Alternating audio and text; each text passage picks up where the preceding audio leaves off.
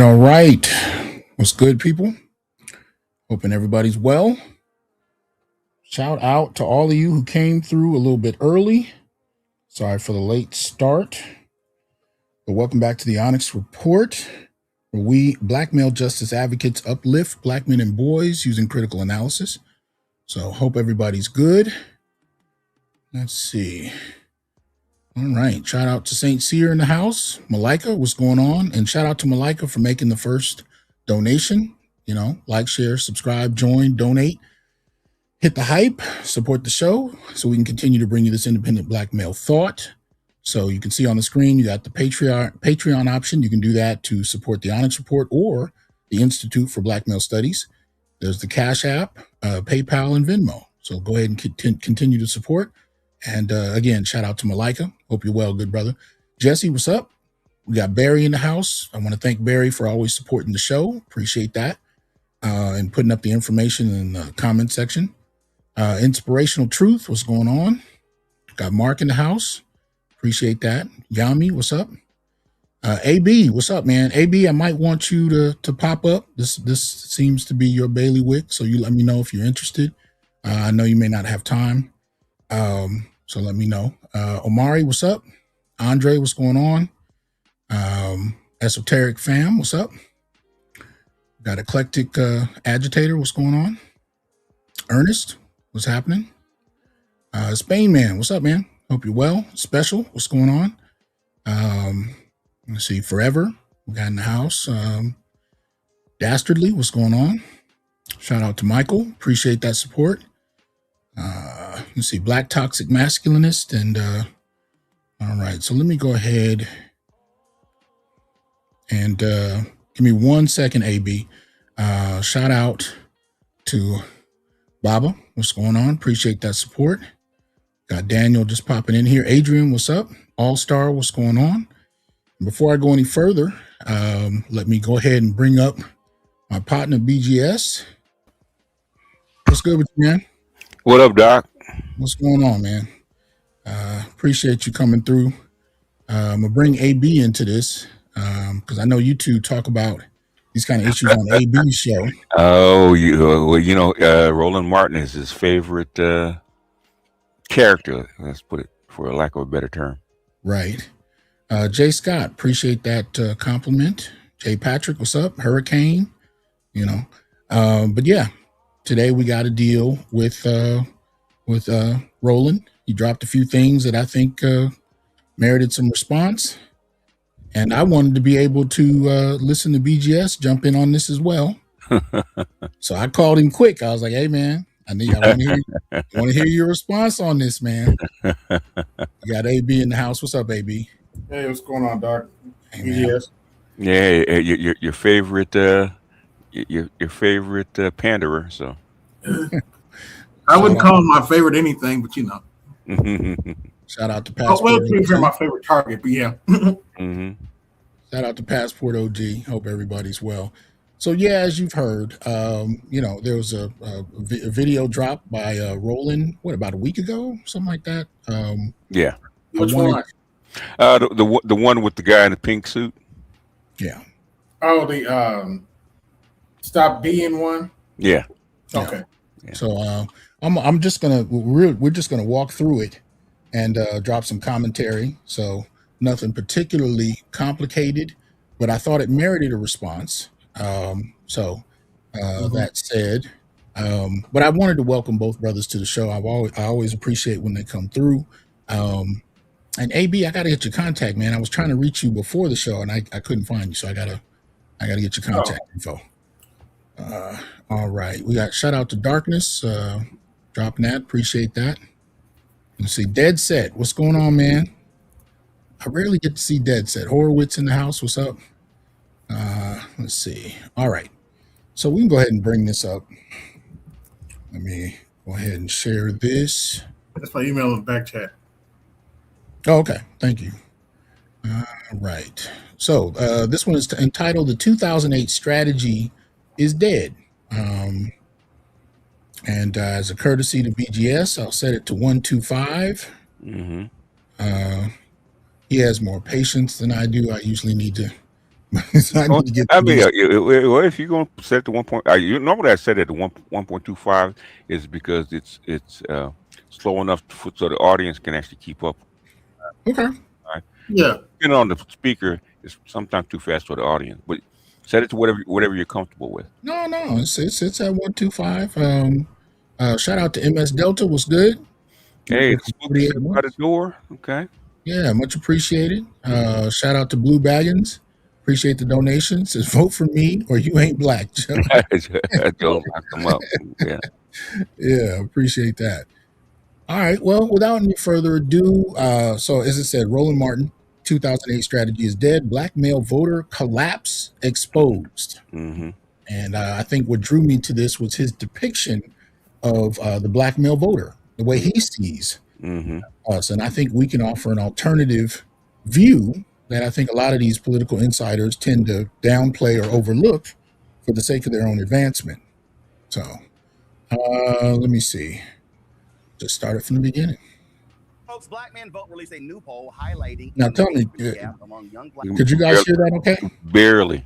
Okay, let's Yeah, try you it. can turn it up a little bit. men in key states as we approach the 2026 Was that any better? That's a lot better. Okay. All right. So it's up all the way as far as I can get it. So here we go. midterms. The research from Hit Strategies, based in D.C. by my man Terrence Woodbury, conducted a multi-state survey showing that while most black male Oh, voters shit. I definitely got to shout out MS Delta. Much appreciation for that generous donation, man. Thank you. So thank you for that. All right. understand the importance of voting, many are still undecided about participating in this year's elections.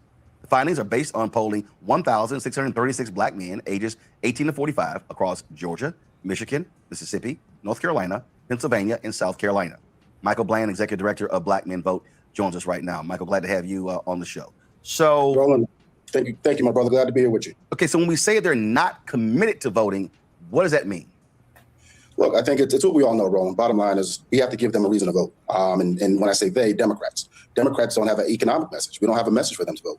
And the reality is 18 to 45, some of the messages that resonate with you and me don't resonate with the brothers between 18 and 45. It's just, one, they live in the biggest disinformation market that we've ever seen in our lives. And two, there's a relationship gap with our politicians that it just doesn't exist. And so they don't see the way that government benefits them, the way that this claim that democracy has benefited them. They don't know what democracy is. So, I think there's a lot of work that we have to do, but that comes from the disinvestment that we don't make into institutions that serve us, black men, black women, minority voters, right? There's a late game that we play.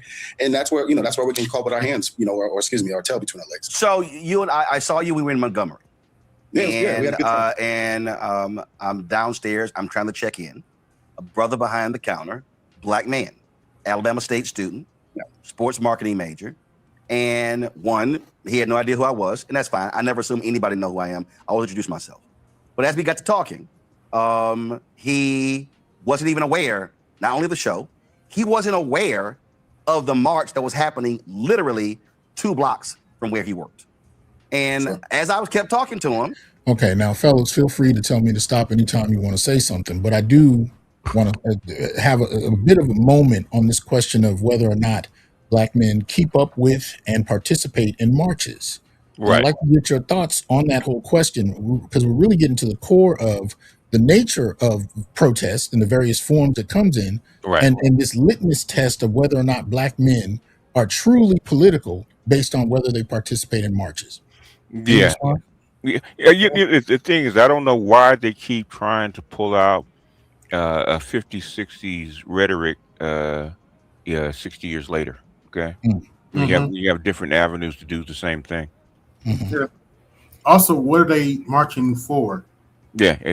The thing is, back in the day, marches were announced months ahead of time. Yes. Not days. Mm-hmm. Well, and then too, when you mention that there are different methods, I mean, you're talking about a method that black men tend to find themselves locked up over readily, pretty readily. Right. And once inside, I mean, I've known brothers that went to marches and ended up in jail for a month. Yeah. Trying to get out over other, things linked to it. It could be anything from a traffic ticket to a trumped up charge. But it just seems like at a certain point, the cost seems to outweigh the sacrifice for too many. So they participate in different ways, in my assessment, and we can get to that over time. But do you find that to be an issue in terms of assuming black men participate in marches and yet ignoring the difference in how they're treated? The thing is, okay, if the march was 2 blocks from where he was, and he didn't know about it, that means your outreach to the affected parties was poor. Yes. You're blaming him for not knowing instead of blaming the people that are actually doing the political action for not making people more aware of it. That's not his fault. That's their fault. Mm-hmm. Okay. But it's always Jermaine's fault, though. Hey, AB, you want to get in on this? Yeah, it's their fault that they didn't tell us. Okay. You know, and especially because often especially nowadays. See, I can understand marching back in the 50s when they were actually marching for policy, but now they're marching for foolishness. Okay. Well, I mean, it's a political guy. You can march for anything, but the thing is that it kind of reminds me of everybody's had a girlfriend, right? And the thing is, they think that you know something about what they're going to do, or what they want, without them telling you. Yeah. Like you're supposed to know about the march. Okay, well, did you tell me about the march? No, but you're supposed to know anyway, right? You're supposed to know. Right. Yeah. I still think there's a cost difference, though, in terms of what black men experience. But there is, and that's the problem with black women. They think that their lived experience. You're kind of in and out, BGS. Yeah, your mic is in and out. Okay, and the thing is, they think that their lived experience is the same as ours. Exactly. And it's not. Except when they're the victim. Right. Yeah, of course. Also, you don't know what it means to be a woman. Okay. Well, that and I think they define black oppression based on what they experience, and when black men experience it differently, there's an argument, or they ignore it altogether. They ignore it altogether, because they don't want to be bothered with it. It's too heavy. Here we go. He kept saying, a lot of students at Alabama State don't know. When I mentioned that I was on the campus last year, he said, man, a lot of times we have no idea who comes on campus. And he was sharing right there how a lot of them are simply not engaged. They don't watch the news. I began to ask him, where do you get your information from? He mentioned TikTok. He mentioned Instagram. Go to my iPad. Y'all laid out that YouTube, that first of all, half of young men are active news consumers. Just 6% avoid news. But you say that your poll, YouTube was a dominant civic information channel. 90% use YouTube at least multiple times a week, and the majority identify YouTube as a place they go for breaking political news. Now, the reason I understand that, because when we talk about black men, if I pull the dashboard right now and look at my analytics, and I click audience, give me 1 second. In the last 28 days of this show, our audience, male, is 57.6%. Female is 42.2%. And I know when I get stopped, brothers are stopping me all around the country. Man, I love the show. I love the content. So this idea that they're not news consumers, as your poll lays out, is simply not true. That's right. And listen, Roland, it was shocking to me that that's where they land for their media, right? That's where they land for the news with YouTube. It was very shocking to me. And I tell you, one of my proudest things, or probably the thing I'm most proud of is being a dad. Being a girl dad at that. And so oftentimes I have these conversations with my girls, where do you get your news from? Where do you get your music from? Where do you find the music? I struggle trying to find the music. And then learning that YouTube really is that outlet. I don't know if it's as much as they're not information taking as we do. I think they're consumed with so much, and that what's important to us is relatively not important to them. And that's why I think the dynamics, when we think about, I heard you talk about the autopsy, but what was important about this research is when we talk about black men and precision, tactical, scientific data and how we reach black men, that's why we had to do this research, because a lot of times we were just assuming that they were getting their news from X, or that they were listening to X platform.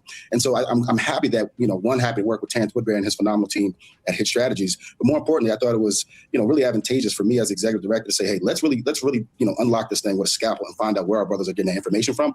And moreover, that media market, the last persuadable base that's left in this country, which is 18 to 45-year-old black men. Where are they getting the news from? Because we also know they are the biggest consumers of disinformation. So there's a lot of work we got to do, and there was a lot of work in trying to unlock that. Thanks.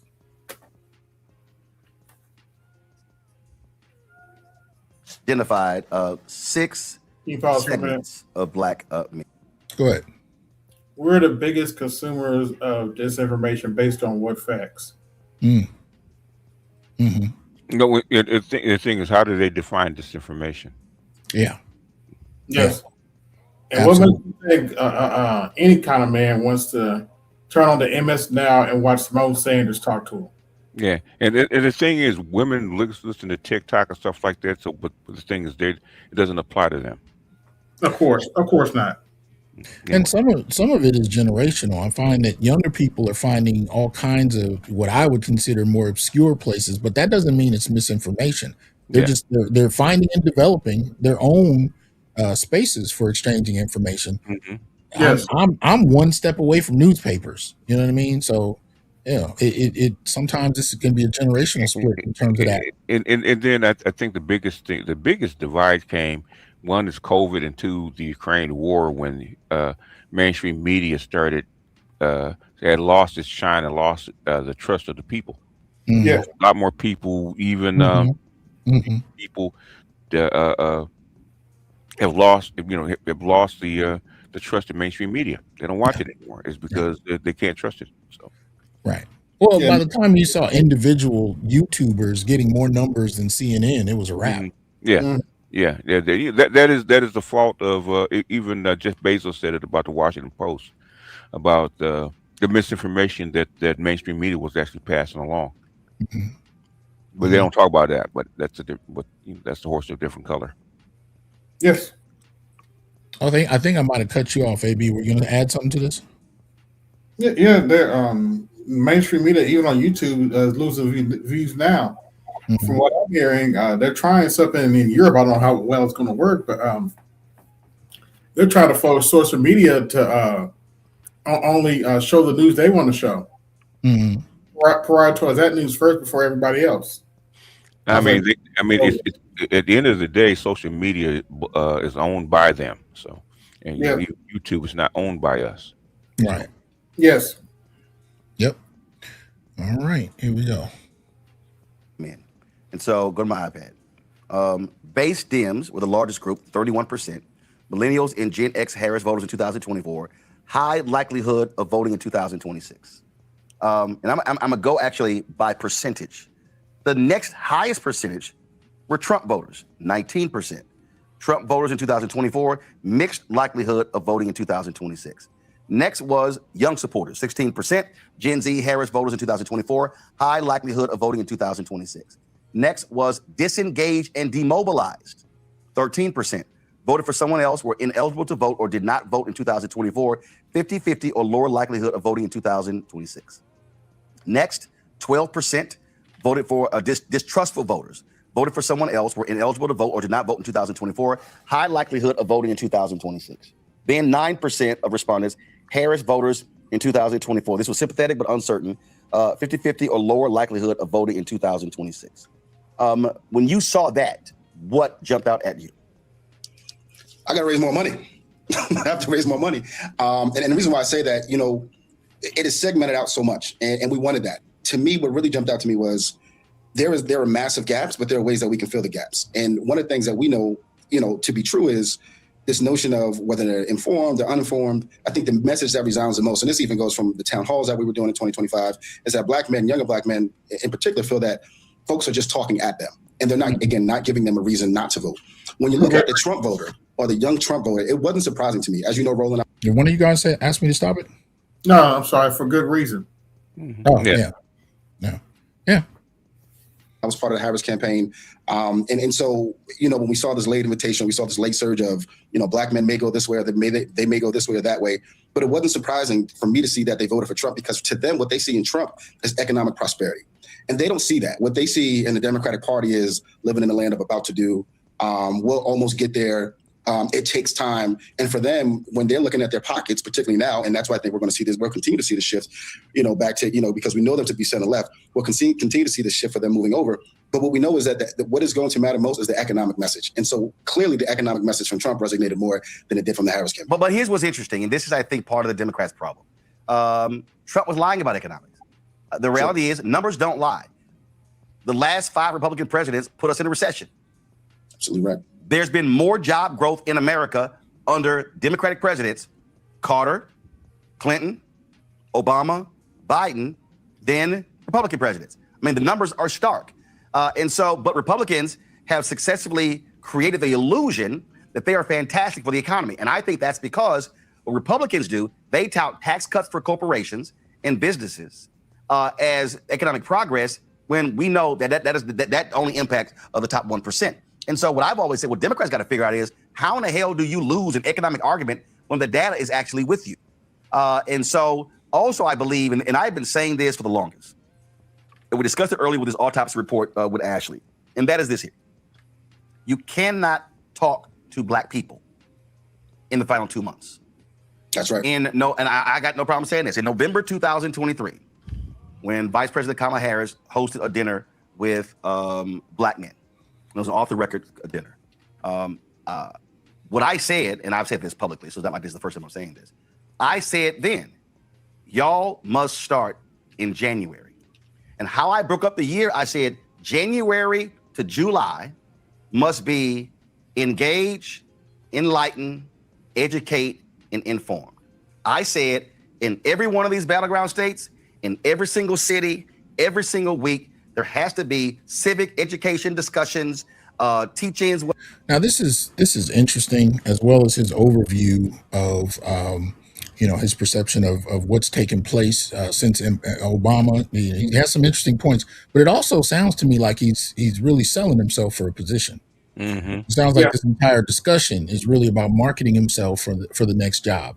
Yeah, Which makes it difficult for me to hear at times. But any responses to what was said so far before we go forward? Well, he actually correct. Okay. In other words, basically, if you want, he's saying you have to meet these people where they are. Okay. Mm-hmm. Instead of demanding that they come to you, because you're selling the product, not them.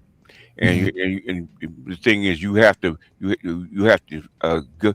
The people that are on top, like the problem that we're having is that the people that are actually running for office, okay, with your candidates, will not come down to meet the people where they are. They're on social media. How come you're not? How come you're not on shows? How come you're not trying to go viral? How come you're not visiting your constituents in live streams where they are? Because you're afraid. Things you have to stop being afraid. Because how do you reach people now? It's different than going door to door or canvassing or handing out flyers. Okay, you have a direct link to them, and actually can speak to them directly. How come you're not using it? So you got to inform them and tell them what you do. Just like I was saying about what's your name? Okay, running in Texas. Okay, Jamon Harris. Yeah, not Harris, but what's her name? Crockett. Okay, Jasmine Crockett. Okay. Okay. You never reach the people and tell them exactly what you're going to do, what you were for, and why you're running for the seat. Okay, and you had access. Okay, she's got a YouTube channel. Mm-hmm. But none of that stuff on your YouTube channel is telling people why you're running and why you're qualified to actually be in that seat. Not informing people. Well, and when you think about it, it's easier than ever. I mean, decades ago, you had to fly from one place to another to broadcast live. Right. Yeah, you can get on somebody's, YouTube just by getting on Zoom, and so there's more, there's more opportunity to talk to people on all kinds of platforms. And it's a relevant question to ask. Why are you not doing that? Why you're not doing it? Yeah. How much of your budget does it take to get on Zoom? All right, here we go.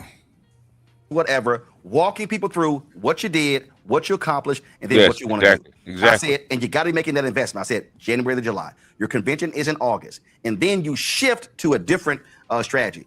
I've said that to her. I've said it to people running for Senate, people running for Congress, people running for local. I said, because we're no longer, and then the autopsy today confirms that you have to be, what Republicans are doing, they are engaging their people year round, constantly driving information, where Democrats, election's over, I'll see you in a year and a half. That ain't gonna cut it. Pretty much, yeah. Well, I couldn't agree with you more. And I think that is, I've been doing this, and, don't let the curly hair fool you, and let's pay attention to the grades. I've been doing this for almost 20 years. And I've said this repeatedly ad nauseum, going all the way back since 2009 when I was on the, when I was an organizer with the Corzine Weinberg campaign. Late invitations are for fools. And that's a word that Johanna Hayes has said all the time, late invitations are for fools. And we only entertain from September to November. And whether it's a national campaign or the statewide, and then they go back out, do whatever, raise a bunch of money, do a lot of events for politicians, and they forget actually the people who got them elected. That's the problem. And you look at organizations like ourselves, and there's so many others that are doing great work. And what we hear from a lot of time from donors is there'll be late money and money is coming. Now, that's the problem. So how are we supposed to engage? You know, you look at this report and you say, well, Mike, tactically, how are you going to engage them? Well, part of the reason why we did this report was to prove that all your substance, all your engagement is what is going to win elections. If I only entertained my wife or my partner only 3 months out of the year, is she going to talk to me? Is she going to be engaged with me? No, absolutely not. It's the same thing about courting voters. And I don't know why we think this is just a quick fix, or just, as some folks would just call it, a quick marriage or a kiss in the middle of the night. This is dating. This is long-term engagement. And it's something that we refuse to do as a party. And I don't get it. It's very disturbing. And then we live in the land of... It's not hard to understand, Mike. It's not hard to understand. I'm telling you. See, we got to be honest, and there's some black people watching, and y'all need to go ahead and get out of y'all feelings what I'm about to say.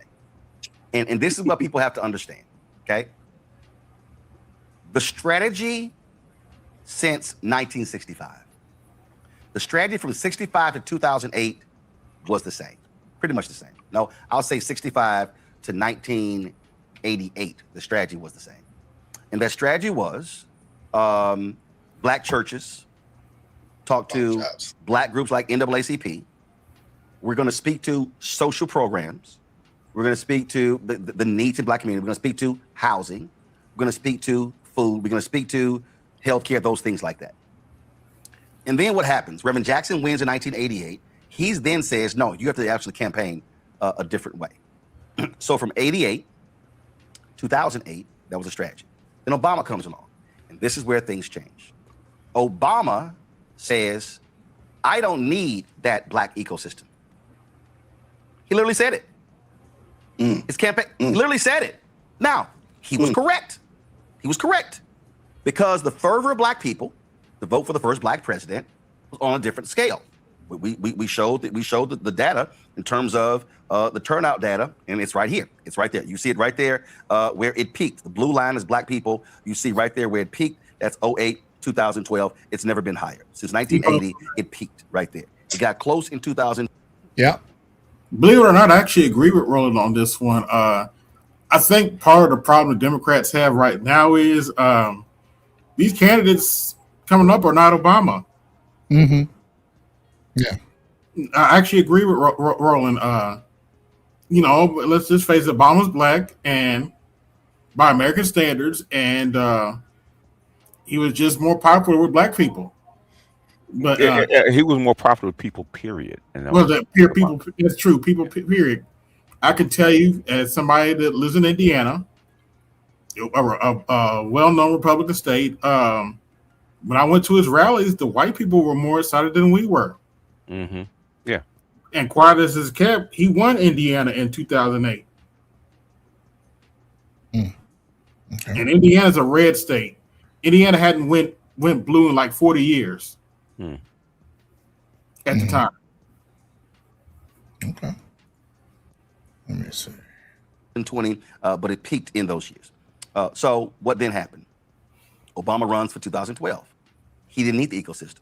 I was saying in 2007 and 8 when he was running, say, bruh, y'all, he only gonna be there max 8 years. You're gonna need the ecosystem. The reality is the black turnout strategy was obliterated when Obama ran for president. The white operatives operated after 2012, 2016, they operated as if he was still running. Yes, that's right. That's what happened. And here's why it's in the data. There was an 8-point gap between black women and black men for Obama in 2012. The first sign of black male erosion was in 2012. I discussed it on my show. Then I said, y'all, black men said they were not satisfied with what Obama did in the first 4 years. But because the number was still high 80s, folks were like, oh, that's no big deal. It increased in 16. People, a lot of sisters were like, oh, it's misogyny. I said, misogyny is a part of it. It doesn't fully explain the erosion. The erosion. All right. BGS, you have some thoughts on that? Yeah. They basically, what is it? Always pretty much. Blah, blah, blah. The thing is, they assumed that people voted for Obama because he was black, and they assumed that black women can throw out a candidate and we're going to vote for her is because she's black. Mhm. Instead of her being qualified, okay? Uh, Obama transcended that. In other words, they think, oh, we're just going to follow this pattern. You can't because you're not him. And Yes. Roland is 100% right. Okay, you're not Obama. Yes. Right. And Roland said you cannot use what Obama used because you're not him. Exactly. You have to change your strategy. And basically, Abrams and a whole host of other people found that out. Okay, As, go ahead. well, as far as the it's misogyny comment, I have no trouble saying this to any black woman. Kamala Harris wasn't qualified or fit, and I know y'all can do better. Mm. And Hillary Clinton got what? She won the popular vote in 2016. So it can't be. Hillary Clinton actually won more black vote than Kamala Harris did. Yes. That's something a lot of people don't want to talk about. So it can't be misogyny. It can't be hatred of women because black men did vote for Hillary Clinton. Mm-hmm. And that's one of the ongoing stereotypes. One that Obama himself reinforced just before the last Yeah. presidential election. This Yes. whole idea that black men hate women so much that you have to shame them into voting. But if you look at the last few presidential elections, black men are the most progressive male voters across race. Yes. Which is what Joy Reid and a whole host of others actually admitted after the election. But they should have been able to admit it before if you looked at the data. Oh yeah, well, just like a black woman's gonna act right before you leave her. Mm-hmm. Yeah. Well, Dr. T, I have nothing to hide. I voted for a black woman in the last election, 2024. She lost, but we had a black woman running for Senate. Mhm. She came to my church, and despite the fact I was a little, irritated that a politician up in the pulpit, she was actually an improvement over what they've been running. So I was like, but black men as voters have always been telling women exactly, exactly what their concerns are, and guess what they do? They blow them off. yes. Yeah, and that's the problem. Stacey Abrams found that out in 2022. She found that out. She ran. Okay, she found out. Oh, I really have to engage these people. I have to engage them, right? Yeah, because she met with a room full of black men, and they had their own political issues, and that's one of the things that I'm surprised about. Sometimes in the black community, so many people are shocked that black men have their own political issues, and I'll even have brothers tell me, "Oh, the black community has the same focus." And I said, "Look, sit down with the women in your family, your friend network, whatever it is, sit down with them and see how far you can get into the black male political agenda. Exactly. Just go point for point, see how far you can get. Exactly. They don't even get past the first one before they're getting yelled at. Exactly. But that's why the Ice Cube effect was so effective, right? Is because they blatantly told you Yes. that black women, black men and women don't have the same political outlook. They don't. Yeah. They blatantly told you, what are you going to give us? Okay. Now, they had nerve to ask, okay, for what's in it for us? Okay. But black men are not allowed to say that. Yeah. Yes. So when he starts talking about the collapse of the black male voter pool during this time period, he looks at it as the failure of black men. I don't. I look at it as the maturation of black men starting to identify their own political needs. And what better time for that to happen than under a black president who doesn't prioritize their interests, and if anything, speaks down to them like children when it comes to some of these people. The thing is, his analysis is saying something completely different than his finger wagging. Because his whole analysis about how you engage black men, yada yada yada, has been on point. But thing is, to keep his black female audience, then he has to engage in that finger wagging.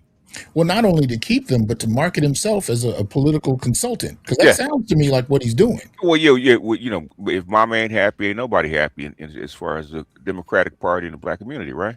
It sounds to me like he's saying, look, hire me to be a consultant, and I will prioritize black women, which will guarantee their participation, and I will shame black men into voting in your interest. Well, that doesn't work, and that's what Obama found out.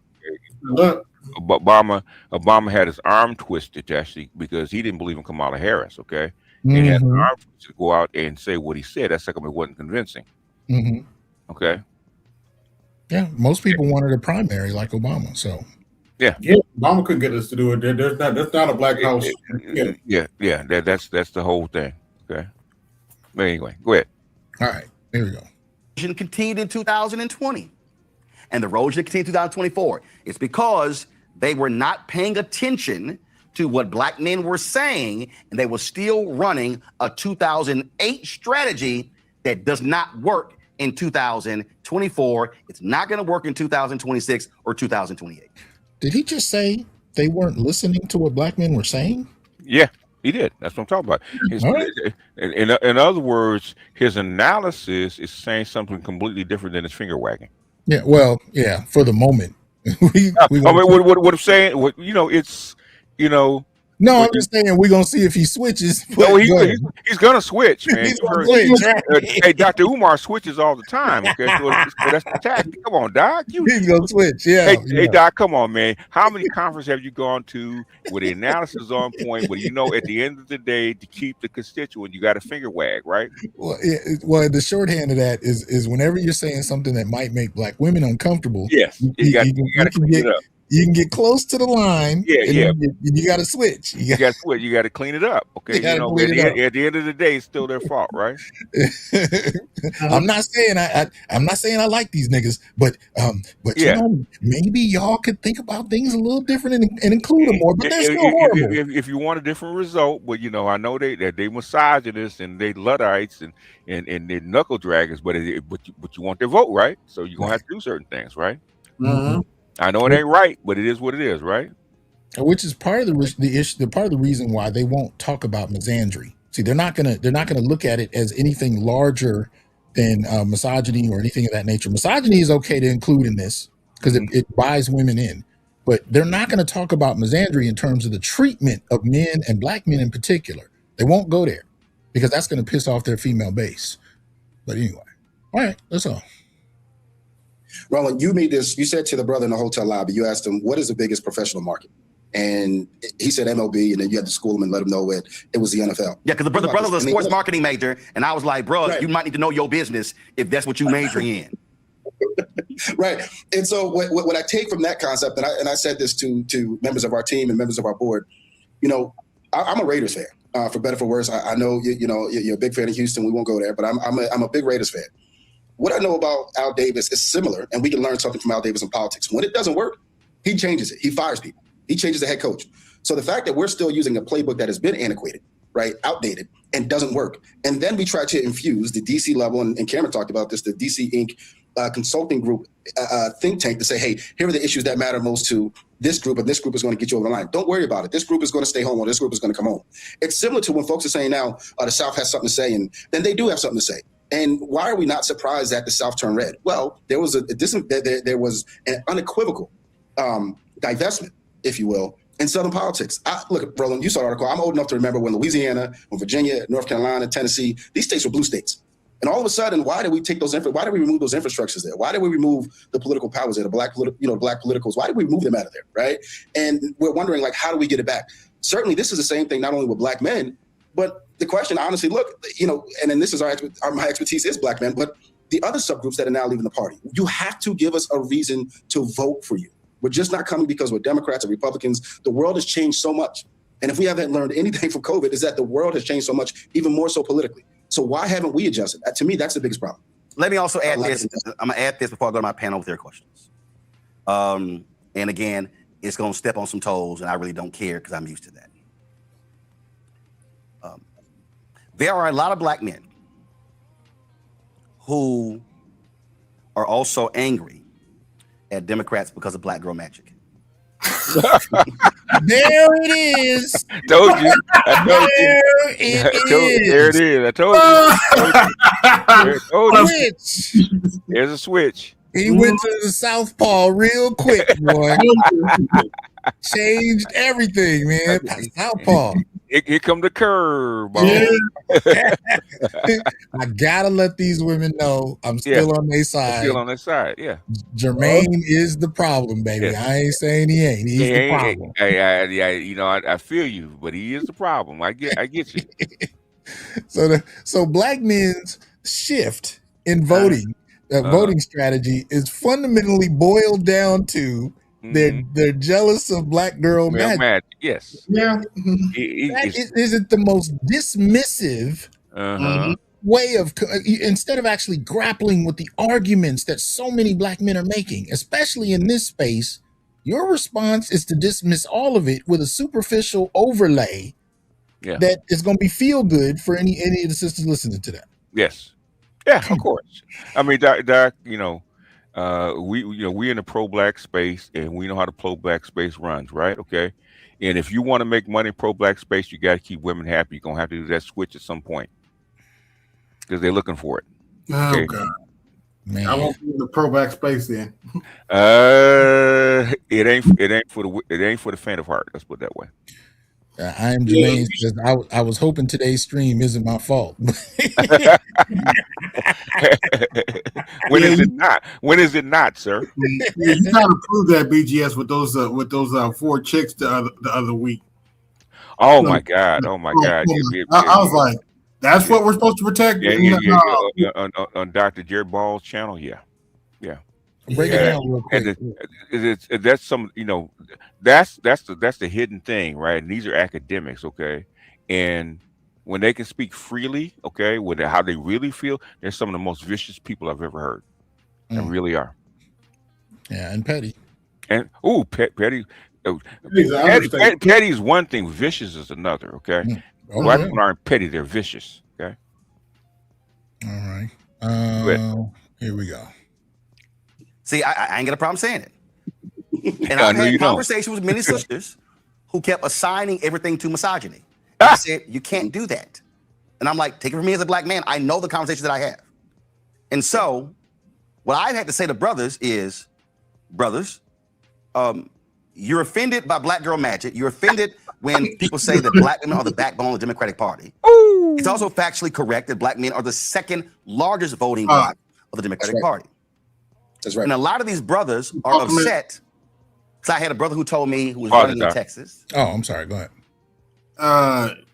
So they're the backbone of the Democrat Party, huh? Is that why it's in shambles right now? Nina Turner said the exact same thing, and this is how they blow smoke up black women's skirts, okay?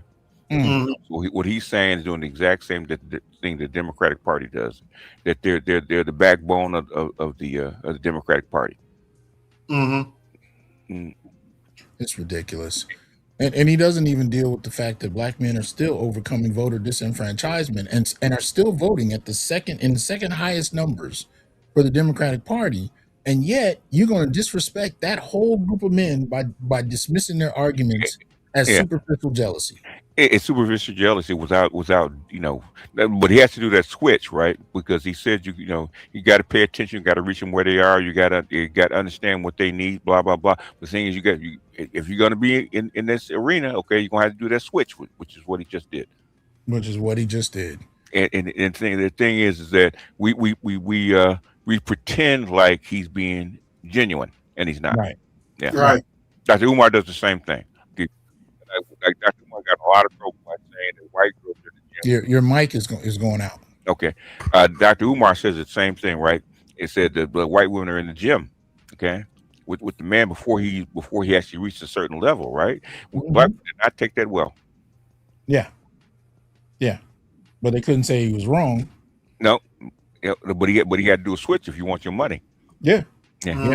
Dr. Shia Bryant's find out the same thing. Okay, if you want your money, you got to be consistent about where your lips are planted. Okay. Yeah. You got to kiss the ring. Got to kiss the ring. Yes. And that's definitely what he's doing. That's what he's doing. The reason I wanted us to review this piece really came down to his overall perception of black men and this kind of idea that it's just it can all be explained with jealousy of black girl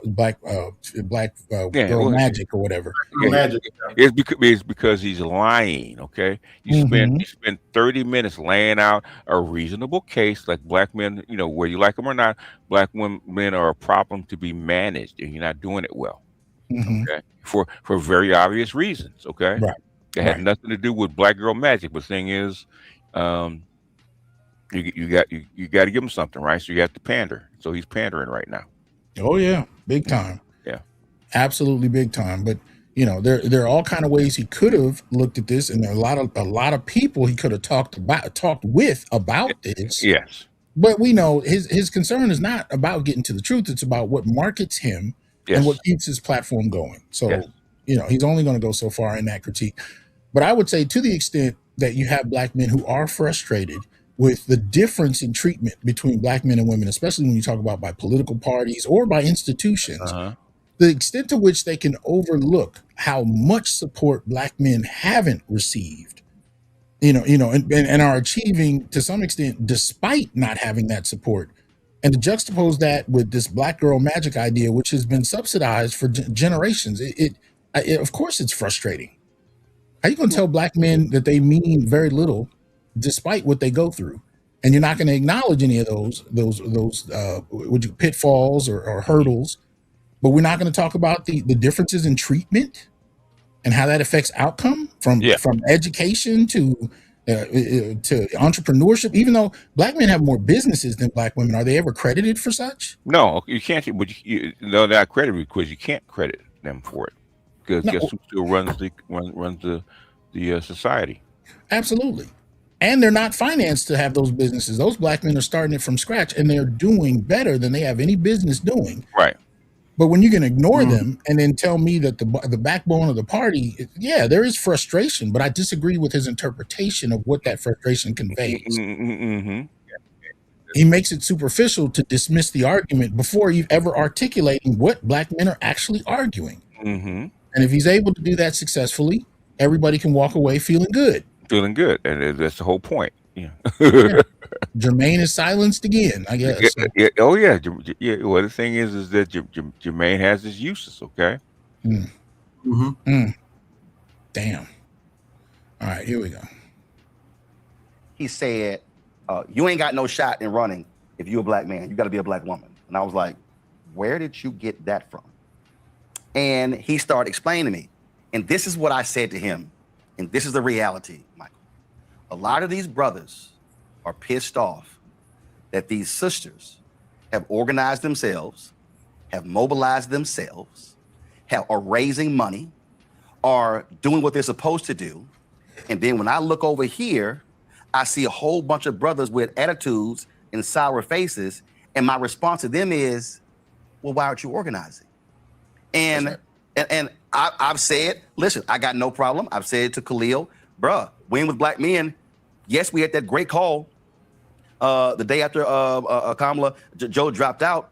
I said, but the meetings have to continue. Black women, the reason Win with Black Women is so potent today is because they started as the purpose was to get the nomination for Kamala Harris. They achieved their goal in 2024. And they said, well, let's keep going. In 2020, they said, well, let's keep going.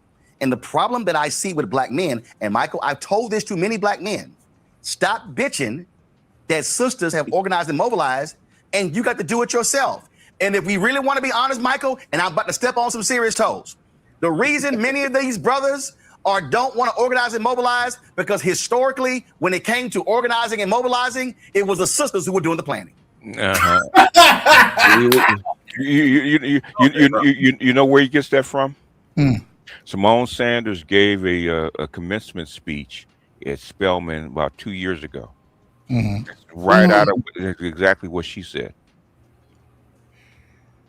She reframed the whole civil rights movement, that it was sisters actually organizing marches and organizing protests and organizing writing laws and protesting in legal fields for the civil rights laws. Okay, and they were the organizers. They were the backbone.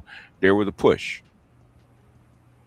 That's why they framed it. So he's repeating what she said. So this is the current black girl magic that rewrites history. That black women have always been the organizers, and black women have always been the so-called the wind beneath the wings of the black community. And it disrupts and dismisses the entire history of black men in politics. No, it rewrites it, not dismisses, rewrites it completely. As if we've never had a presence, we've never done anything, and we're still not. Exactly. Like Dr. King and Malcolm don't exist. Okay. What'd you say? Like Dr. King and Malcolm X don't exist. Well, What, there's a whole tradition. yeah, The whole tradition. they were saying what they're saying is Dr. King and Malcolm X were the face, and it was actually black women that were unacknowledged in the background doing it. That's what they're trying to say. Mm. This is wow. This is just. I found that to be just mind blowing. How he could, rewrite, to just take that pen out and rewrite over this entire history and leave it at where he left it, and no pushback. Or at least, I haven't watched the whole thing, so we'll see if Homeboy offers an alternative. But I'm simply observing. But anyway, I didn't hear you. What? he won't. No. Yeah, but this was at the crux of it. What I wanted to hear BGS's response to his rewriting, as you put it, Yes, of black male political involvement and his perceptions about where black men stand now, and thus his interpretation of black men's participation or lack thereof by his assessment, based on his perception of us in general. So anyway, I just found that I found that highly problematic, and of course, this is something that is going to get him a lot of likes and claps and pats on the head from black women. Yeah. I mean, effectively, any type of worship that you extend to them is going to be received well. I just tell people, just be careful. They eat their mascots too. But go ahead. Yeah, that's true. They almost ate him about a month ago when he came out talking about black men's mental health. Who was that? Roland Martin. They almost came from. Oh yeah. When he was talking about black mental health, yeah, absolutely. With Fairfax. Yeah, Fairfax. Yeah, they attacked him, and he was scared as shit because that's his base. I don't want to lose my base. If they're mad at me, I got to figure out how to clean it up. Yeah. So, anyway, here we go. I'm just gonna call it what it is. Roland, I can't listen. I won't disagree with you. I would tell you that some of my biggest mentors and some of my folks that I revere in this game are black women. I can go from Shavonda Sumter. I can go to Judith Finellis. I can go on and on. I mean, the names that can speak ad nauseum. Regina Thomas, my mother, Kelly Ledette. And even you look at the civil rights movement, they were the ones who were really organizing. They were writing the letters. They were, providing a place and, providing a place to stay. They were making the food. They were really, they're the pillars in the black church, right? And so we look at that and we do get upset. The reality is, brothers have not put our ego. Did you ask me to pause it? Yes. Go ahead. I can literally confirm that he's wrong about that because the guy that baptized me actually had Dr. King stay with him. Okay. Back in the day. Yeah, he was a much older man. He was he would have been over 100. He would be well over 100 now. But he actually was a part of the movement back in the day. So it wasn't all women. I can tell you. No. Yeah, I think that's a popular. I mean, women definitely love to roll with that. It's a patting on the back, as it were. But I think what's been happening alongside that is this kind of subtle dismissing of black men and the political history of struggle that black men have participated in. I don't care if you're talking about uprisings on plantations, all the way to political formations and mobilizations. This subtle dismissal and flushing of that history to adore black women in that position, and in a manner that bolsters these men's opportunities, bolsters their positions with black women. Hopefully, as far as they're concerned, increases their funding and subsidization. Like all of that is playing into this for me, in a way that I think is a problem. But anyway, here we go.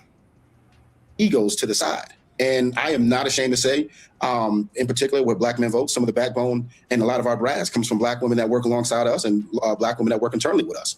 So I'm not ashamed to say that they do an amazing job. And it's not to say that we can't recruit brothers to do that. I will say this, Roland. There is a gap, at least that I've seen in the last 12 to 14 years.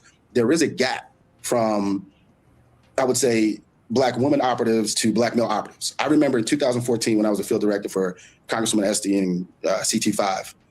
I sat in a room. We had a GOTV training for all the frontline races. There were about 64 frontline races that year. We were trying to retain the House. And Roland, I was one of 2 black men in that room.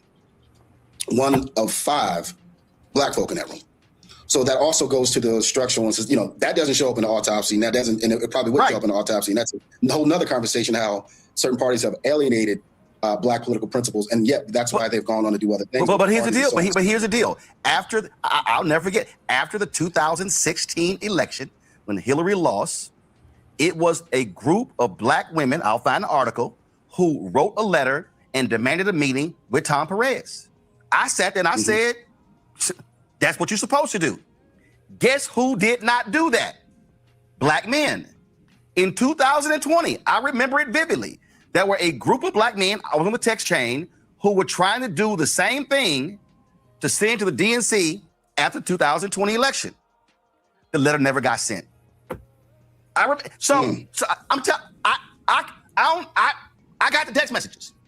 I remember the conversation.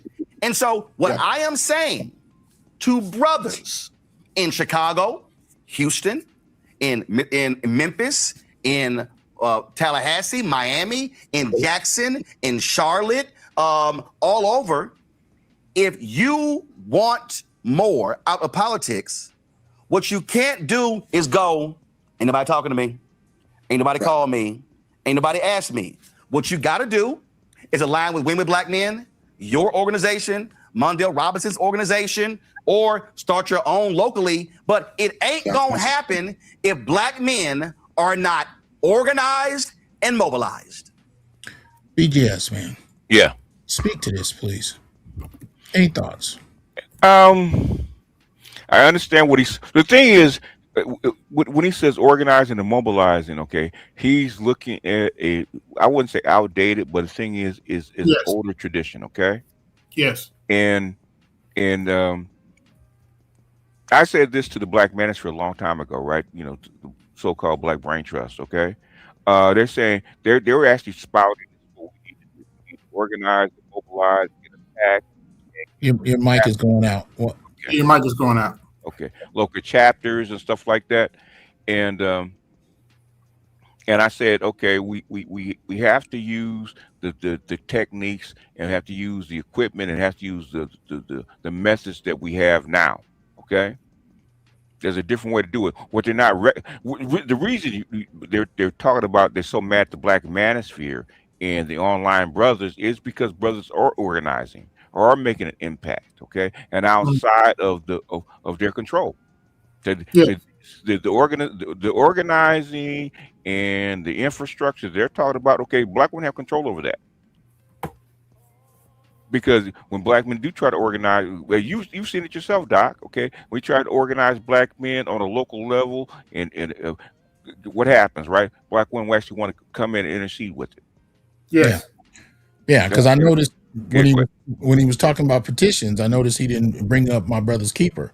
Yes. Where Black women did organize a petition to either include themselves or shut it down. Yeah. And were successful in submitting the letter, as it were. Yeah. And many Black men either signed it or didn't respond in any kind of major way. Right. Even though there was already a White House Council for Women and Girls. Yes. And there was never a White House Council for Men and Boys, especially one that included Black men. Mm-hmm. You know, but I noticed he didn't include that in that conversation. But more than that, I think a lot of this is also tied to some other institutions he's not bringing into this. So he's making this about Black men throwing a pity party. Nobody wants to work with them, so they're going to sit and, this childish interpretation. But I think what he's not including is that there has been, in my assessment, a withdrawing of what little support Black men have gotten historically, taking place across institutions. If you look at education, for example, right? We talk about Black men moving to STEM, which I do think is happening. But I think what preceded that was a withdrawal in support and resources for Black men, and Black men finding their own way. Right. I think the shift to the trades, wasn't just that Black men woke up one day and said, let's stop going to college. I think more than that happened.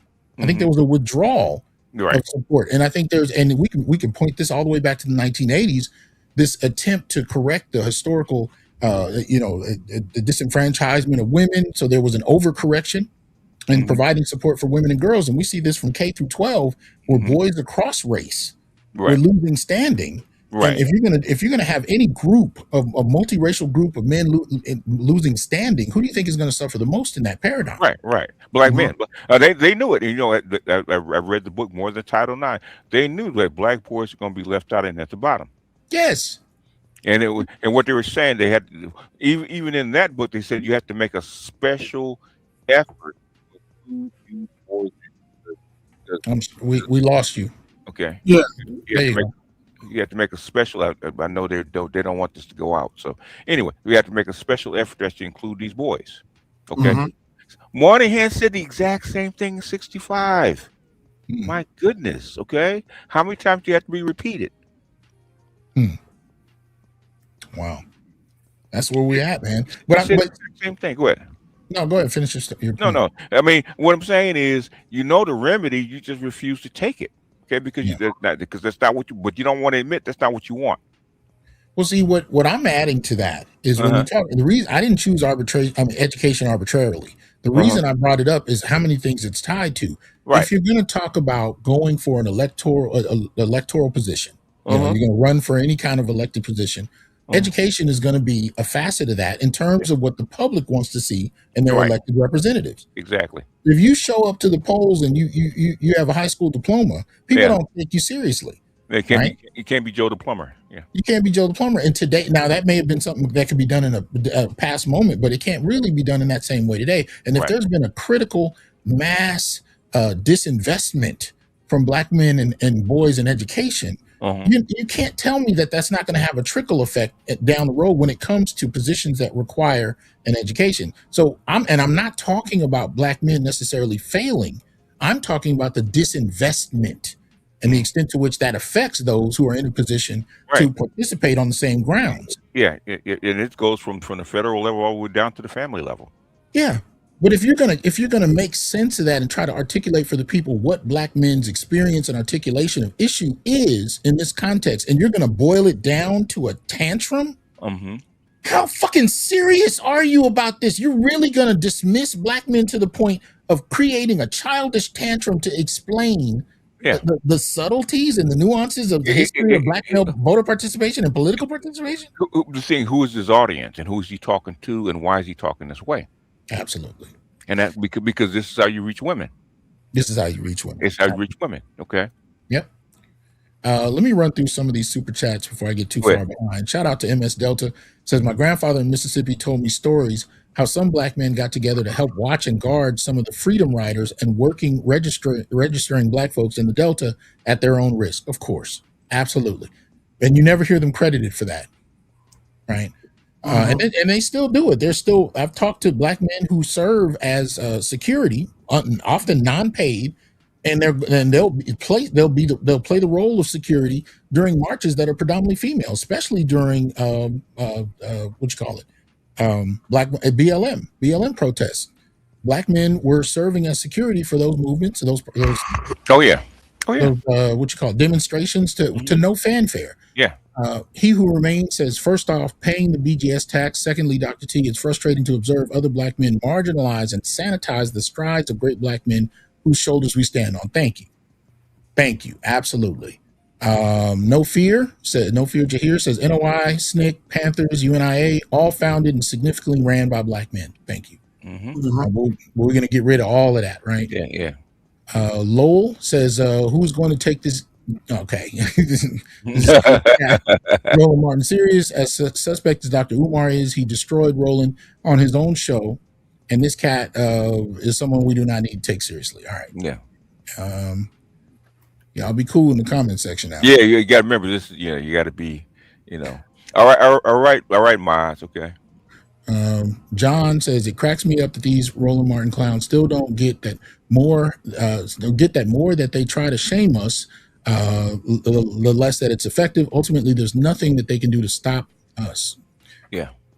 Black men are withdrawing, and they're not really acknowledging that. If you do something long enough, people become immune. Huh? Yeah. Detroit XRP says they just love giving black women credit, while there's a black man summit back in 2024 during the election, which this cat sounded insane for no reason. So black women organizing everything without policy for black men. Now, 2 points I want to address. He did bring up, I think, unless he's talking about a different thing, I think Roland did bring up the summit, but he kind of dismissed it by saying, well, black men did organize for a minute, but they didn't keep going the way black women do. And then this whole question of organizing policy for black men, I think, is critical. as we see Black women advancing, they are not making room for Black men's political interest. No. At all. It's empty gestures. I mean, we saw this with Kamala. Who's the one in Atlanta? We saw this with Abrams. Abrams, yeah. They just kind of throw up these generic lists to address Black male concerns, but it's like handing out a book of coupons. It just like, what the fuck is this? It's funny, man. Stacey Abrams' family has 5 kids, right? 3 daughters and 2 sons, right? Okay. All 3 daughters have PhDs from Ivy League schools, okay, and both sons barely have their bachelors. There you go. So I'm talking about a structural disinvestment from Black men, but you raised another element in that sometimes the disinvestment is happening within families. Yeah, it's always been that way. It's always been that way. It's been that way since 1890 because for the most part, I'm not saying every time, for the most part, most Black families do not believe in boys' education. Boys' labor, but not his education. Labor, right.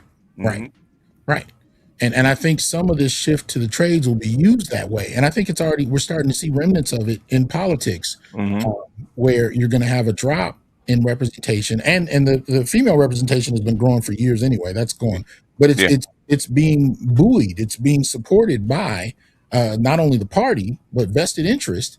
And there's and nobody wants to acknowledge the disinvestment and the long-term impact it has. Well, the thing is about education and stuff like that, and how men think. Okay, men think education is a means to an end. Okay, in other words, if my education is still going to have me working at Starbucks, I'm not going to take it. Okay, I'd rather take a trade where I can have a decent life and have a decent income. Okay, so without that investment, they have to understand where men are coming from. And this is not just Black men; it's all men. Okay, it's all men. Why? Go ahead. The amount of enrollment for white men is going down because they just don't see the value in it. Well, increasingly, it's not as valuable when the unemployment for a bachelor's degree is the same as a blue collar. Then there's something wrong with the balance. Okay, but go ahead. No, and the thing is that the money is shifting. That's why I was telling Doc, when Trump got in office, okay, when he took away DEI, the money has to shift. This because America's way behind in its infrastructure. They need these men to come in and be blue collar, but they have to pay for it.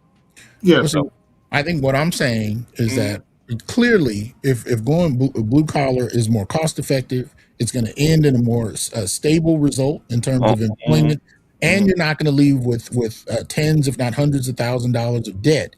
It makes sense that it's happening, but what's also tied to that is impacting political representation. Yes, it's impacting, even coupling on the basis of perceived class, right, in the Black community. All of these things are impacting, but nobody wants to talk about how these practices impact engagement. They want to, as you say, blame Jermaine. And the thing is, what I always say, and which gets ignored. Okay. Every Black kid, regardless of sex, should be raised and educated to the greatest extent possible before they leave high school. So if they want to go to college and get a degree, okay, they're perfectly capable of doing that. Or if they want to get blue collar, okay, you're more than capable of doing that. So whatever route they take after get out of high school doesn't mean that you don't educate them to the greatest extent possible. And a lot of times Black women use that when they send them blue collar not to educate that kid. He doesn't need to know how to read and write because he's gonna swing a hammer. Okay? Swing a hammer. Which is something the Mohawk Conference 1890. They said that 150 years ago. Okay, that Black men did not need to know how to read and write. Okay. But I think that's the danger of spaces like this, because you do have educated men, you do have men who have been trade certified, right? But they're also engaged in politics. They also have an analytical component that they're bringing to bear, and they're able to articulate their political interests. See, this is the part that I think Roland is overlooking in terms of that. So, but let me finish the last two. here. So we got Lowell again says a solid black man with values who denounces the gynocracy and feminism will never get anywhere in politics because it requires him to be fake. He has to pander to hyenas and white folk with, and which makes no sense. It makes sense for his pocket, but yeah. Yeah. Mm-hmm. And then lastly, Blue Baggins says Simone Sanders said black women were doing all the work during the civil rights movement. What were black men doing? Yeah. In fact, I found a clip that when she actually said that. Okay. Put it up if you want to. Okay, I'll put it up. You want to do it now or you want to do it later? It's all good. It's on you. We can do it now since it's relevant. Yeah. Do I got to pull this down or does it come up? Oh, I see. It should come up. There we go. Yeah, you probably have to pull yours down and then, yeah, okay. And then put mine up. There we go. Okay. Women who came before you lining your path in white. That walk is not a metaphor. That walk is lineage. So here's your charge. Class of 2026, the world needs you. Not someday, not when the time is right. The world needs you right now. From abolition to suffrage to civil rights to this very moment, every time the country has been forced to choose between what it claims to be and what it has settled for being, Black women have been the ones doing the forcing. We organized the marches. We built the institutions. We wrote the laws and argued them in court. We turned out the vote when the vote was being suppressed. We held the line when the line was being abandoned. We have carried more often than any other people in this country the conscience of America. And this moment in our history is no different. The world needs your brilliance. Our democracy depends on it. Let me tell you something the people in power are working very hard right now to make you forget. One person can change the world. One woman in the right place at the right time doing the right work has bent the course of this country before, and she will do it again. That woman could be sitting in this arena right now. Spelman has another saying, I believe, a choice to change the world. And it is in fact a choice. It is a real one, and it is offered to every single one of you. And it's yours to make. Every single one of you has a place. You have a profession, a community, a sphere of influence where the work needs to be done. In the courtrooms, in the classrooms, in the boardrooms, in the hospitals, in the legislatures, in the churches, in the homes you are about to build. The work is going to need every one of you in every place you land. So the question returns, my sisters. What will you do when the conditions are not in your favor? You will build when the doors close. You will build when the laws shift against you. You will build when the country forgets what it owes you. You will build anyway. When the country has said you cannot, Spelman has said, watch me. When the country has said these conditions are impossible, Spelman has said, build anyway.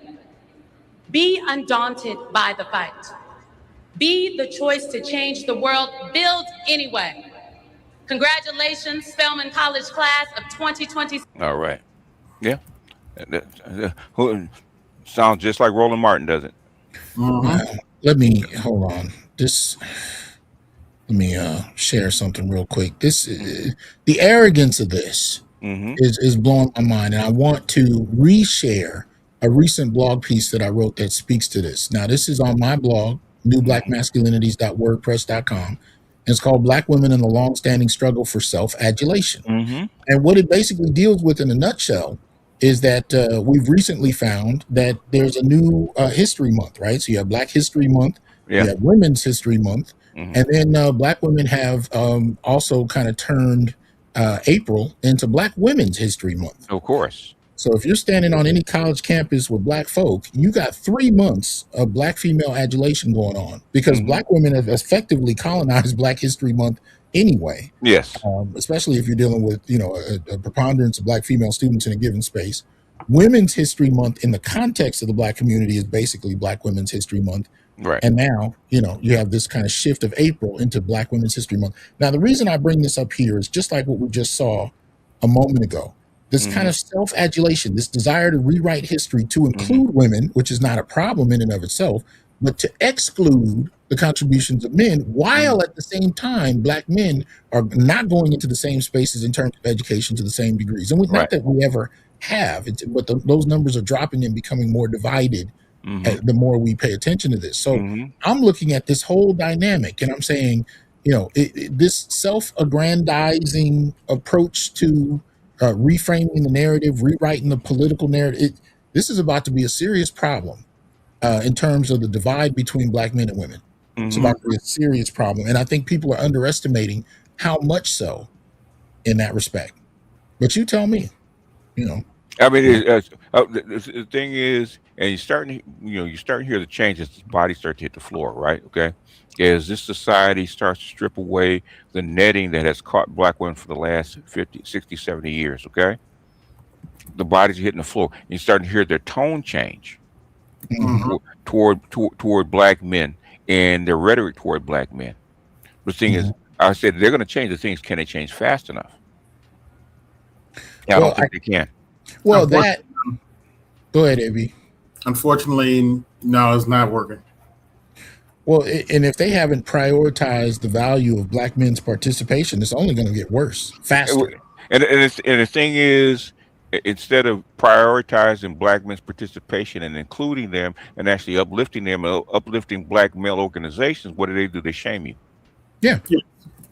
And then you have black men like this that support the shaming. It encourage Black men to shame to accept the shaming. Yeah, and applaud it for their own advancement. In other words, you Black men are not doing squat. So since you're not doing squat, get behind Black women and let them do it. Right, but we're going to not pay attention to how the dynamics came to be. The Tiffany Cross argument. Oh, Tiffany Cross argument. Also, a lot of that stuff. If you read Polly Murray's Jane Crow, she was furious that Black women did not get the stage in the March on Washington in '63. She was furious, and she never forgot that. And that chord has struck through the Black civil rights and post civil rights ever since. So Black feminists carry that anger that they weren't put forward, they weren't empowered, they weren't whatever. Okay, not saying they didn't do some work, but the thing is now their thing is we're going to shut you out just like we think you shut us out. Right. And it's like, okay, do that to the community's political peril, but all right. Yeah. Well, that at some point, Black women they'd rather rule in ashes than serve in heaven. Unfortunately. All right, here we go. Well, let me take a page, if I may. Let me just take a page out of Kenny Davis' book. He's a board member of ours. We had a meeting, and one of the things he said, and I'll say this, he said folks need to start their own organization. We ain't got time to reboot shit. We ain't got time to live. We just don't have time for that. Right? We live on the clock. We are on borrowed time. And I will say, if you want to get something done, you better find you a badass sister. And I think about my old chick. There we go. God damn it. There we go. There we go. The fucking pandering is sickening, man. Yeah. Good God. Davis Prince, who we want to get things done and move things along, and leaders of color. I mean, she can move things overnight. And so I say this. There we go. She used to say all the time to us when we ended our calls, nobody is coming to save us. Right. Black men, nobody is coming to save us. You mentioned Khalil, you mentioned Mondale, John Thompson. I throw him in there, in Georgia, who's doing a phenomenal job down there, right? And so we've got to align with our groups. There is no beef with our groups, and we all have similar missions, but our job is to get Black men over the finish line. Our job is to teach Black men how to advocate, because I want to remind you on this show, Roland, and I remind everybody else, just like I did at this conference today, Black men are the last persuadable base left. So when we come out here and we spout dumb shit to 18 to 45-year-old Black men that has no merit, makes no sense. Yep. That's when we get in trouble. And that's when we do these things as Dems. And the thing that we usually do as Dems when we get a layup is we block our own shot. Well, that's why I was critical when Obama made that comment about why Black men were not supporting Kamala Harris. I'm sorry, he was just wrong. He got lots of pushback. Absolutely. And I was told that he called several brothers. He ain't call me. He ain't gonna never call me. Now, just to be clear, that's his frustration. Yeah. All of this is a commercial for Roland to really become more of a political insider and to get hired by the party. This is fundamentally what this is what I'm hearing from him. This is what his big issue is. It isn't black males' participation. It's the extent to which he can't be brought in and hired to perform managing black men's political participation. That's all this really is about. Black men's current status in politics is for him a justification to bring him in and give him resources and political power. That's all he's really looking for in this. Oh yeah, whenever you hear Roland Martin talking about they need to support black media more, he's talking about himself. Yeah, he is. Yeah. He is. Which is why he's not going to give an accurate account or talk to black men on the ground who have something to say. Every time he tells you of an example where he's talked to black men to get a sense of where they are, he always walks. What he does is he tells you a story of black men who don't know anything about politics, who are ignorant. I mean, think about the examples he's given in this show. Who are ignorant about things that are going on around them. They don't know what's going on politically. They're involved, or they're not involved. They don't know what's happening, and they have complaints that are illogical and irrational. Those are the stories he keeps telling you. When's the last time he met with somebody that actually challenged his perspective with valid arguments that he may not agree with? It was the last time I saw was Terrain. We made a mistake having Terrain on this show, which he hasn't had back since. Exactly. There we go. He called several because I'm gonna be way too honest. He called several brothers to get their advice and counsel, and it was a screw up because it wasn't solely because she was a woman. I am not dumb enough to act like there are not black men and Latino men and white men who will not support a woman. That exists. Right. That wasn't the only reason. But I just still keep saying to black men, hey, stop waiting. You can't get an attitude because sisters are doing their thing. And if you ain't doing it as well, let's go to my panel. Cameron, you first. What is he talking about if the majority of voting black men voted to the second highest degree to support the candidate he wanted? Where is the evidence? That's what I said on Saturday. Yeah, where's the 8% clip for Kamala Harris? Why are y'all complaining? Yeah, where's the evidence of what he's trying to ascribe to black men if they actually did what you wanted them to do to a higher degree than any other group, any other demographic? This doesn't make any damn sense. Let's go. Hey, Mike, how you doing, brother? What up, Cam? Good to see you, brother. Good to see you. I love the fact that you did this and focus specifically on black men, and you say we're the last persuadable group. And we've had plenty of conversations about what it takes to really reach us in this digital first world. How do you plan to make sure this? You're a national organization, and then you, Mondale, a few others, Black Male Initiative. There's some really big national black male organizations, but we need to make sure at a grassroots level that a lot of this information really gets to these local state legislature candidates. I think so much is going to be spent and sent and focused on the Senate races, the congressional races, maybe a few governor races. But we're getting decimated in these state legislatures, and they really need to be able, local Democrats and local parties, whether they're black, white, or whatever, need to be able to talk to black men in their local areas. How do you plan to make sure you get this information up and down and throughout up and down the ballot? Man, Cam, thank you for that question. I don't sleep. I just take long breaks. That's part of it. That's the first one. The second part is working with great people. I know Roland talked about black women, working with great people like Crystal Spann, the South Carolina Democratic Party executive director, and, leaning on her help, leaning on her institutional knowledge on how to connect me to other folks. And we have other coalition partners around the country that we're working with to ensure that not only do we put this in the hands of just to win legislatures, this is the first piece of a roadmap for us to really win and do what we need to do in community and connectivity. So, and look, this is also to the folks, who donate to what we do. This is the first phase to show, listen, we've taken the time to do the science. We spent an inordinate amount of money on this because it is that important to me. We can live and we can guess and we can assume, but just like we also say, black men aren't monoliths. I would never assume Mike Bland is the black man that can make all decisions for black men. I need to hear all different kinds of stakeholders from all over the country and ensure whether, young, old, middle-aged, educated, uneducated, rural, suburban, urban voters. I need to hear from them, right? The disenfranchised, I need to hear from them. And so it's my job to, no matter who can connect us, not just on the state level, because I think we always think, hey, let me talk to a state party chair. I'm looking for young, young mentor group, young groups that do mentoring, young groups that are really, really in the community and really, really rooted in supporting young black men. I'm talking about AYF, AAU coaches, travel baseball teams. These are the folks that we're trying to communicate with to get this message to and express not only the importance of voting, but what's at stake in this election. And working with you, Cam. So I got to raise more money so you can help us. Nicole. Yeah, I thought this study was incredibly insightful. And I want the viewers to remember that this is not about Black men versus Black women. This is not a competition. This is about Black people versus the white power structure. No. Roland framed it as Black men versus Black women and suggested that Black men were failing. Yep. So, so if you want to correct it, don't correct the audience's interpretation of what Roland set up. Correct how Roland framed the show. But go ahead. Yeah.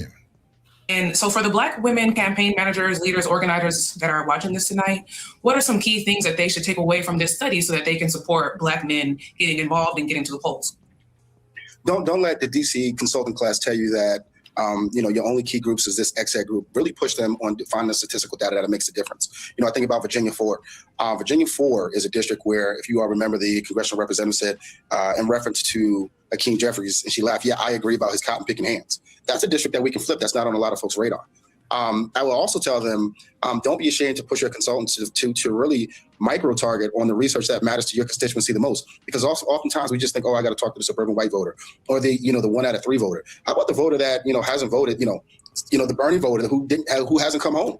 And it is okay to give forgiveness to some of our brothers that vote for Donald Trump. I'll be the first one to say that, because they are coming back.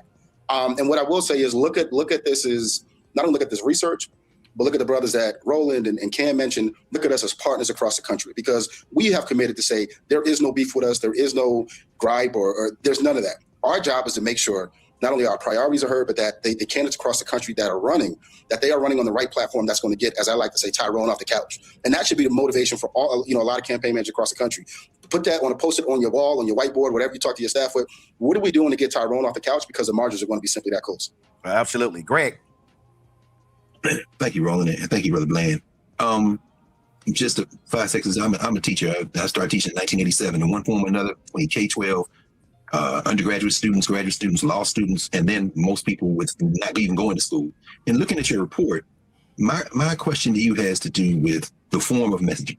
I think that the messages are there. Anybody who spends 10 minutes looking at the issues should be very easily persuaded of what's in their best interest. But when the report says that music, memes, and news are the most popular topics, but when I look at the delivery systems, it's Twitter, it's Instagram, and it's YouTube.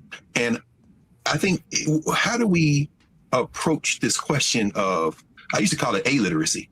People have the capacity to read, but choose not to. I'm more convinced than ever, I see it every day in the classroom and in the streets, that it's illiteracy. People have simply had their diminishing developed ability to absorb information and critically think. How do we get at that, particularly since they're going to unleash even more tides of disinformation with AI and all this? How do we address that issue? You're already addressing it by being on YouTube. So at the end of the day, the same people you're saying that are illiterate are listening to you, are listening to Roland. If they have YouTube, they have the capacity to listen to your own demographic who's representing yourself. And by this, I mean political and racial and gender demographic in regard to Roland and his platform. If you're going to say that there's something inherently insufficient about these platforms while you're on it, presenting the information you think they're not getting, there's kind of a contradiction happening. But you should be glad we're not playing this on my channel, because I would play a certain clip from Savvy. Okay. She said it directly to Roland too. You're on YouTube too, yeah. Yes, but that's not what she said. Yeah. I wanted to address what the previous brother said about he's thinking about forgiving those of us who voted for Trump. I'm not looking for your forgiveness. Yeah. Now, is Trump screwing up right now? Yes. I have no problem saying that he's screwing up right now and he's doing stuff that I don't agree with. But I'm not apologizing to no one for voting for Donald Trump. It was the better option. Go ahead. No, I'm sorry. Go ahead. Finish your statement. I thought you were done. He was the better option. Okay. I think outside of those who voted traditionally Democrat, you have at least 3 populations. You have the couch, right? You got those who vote third party, and then you got those who voted Republican. And they're fixing all of their energy on those who voted Republican.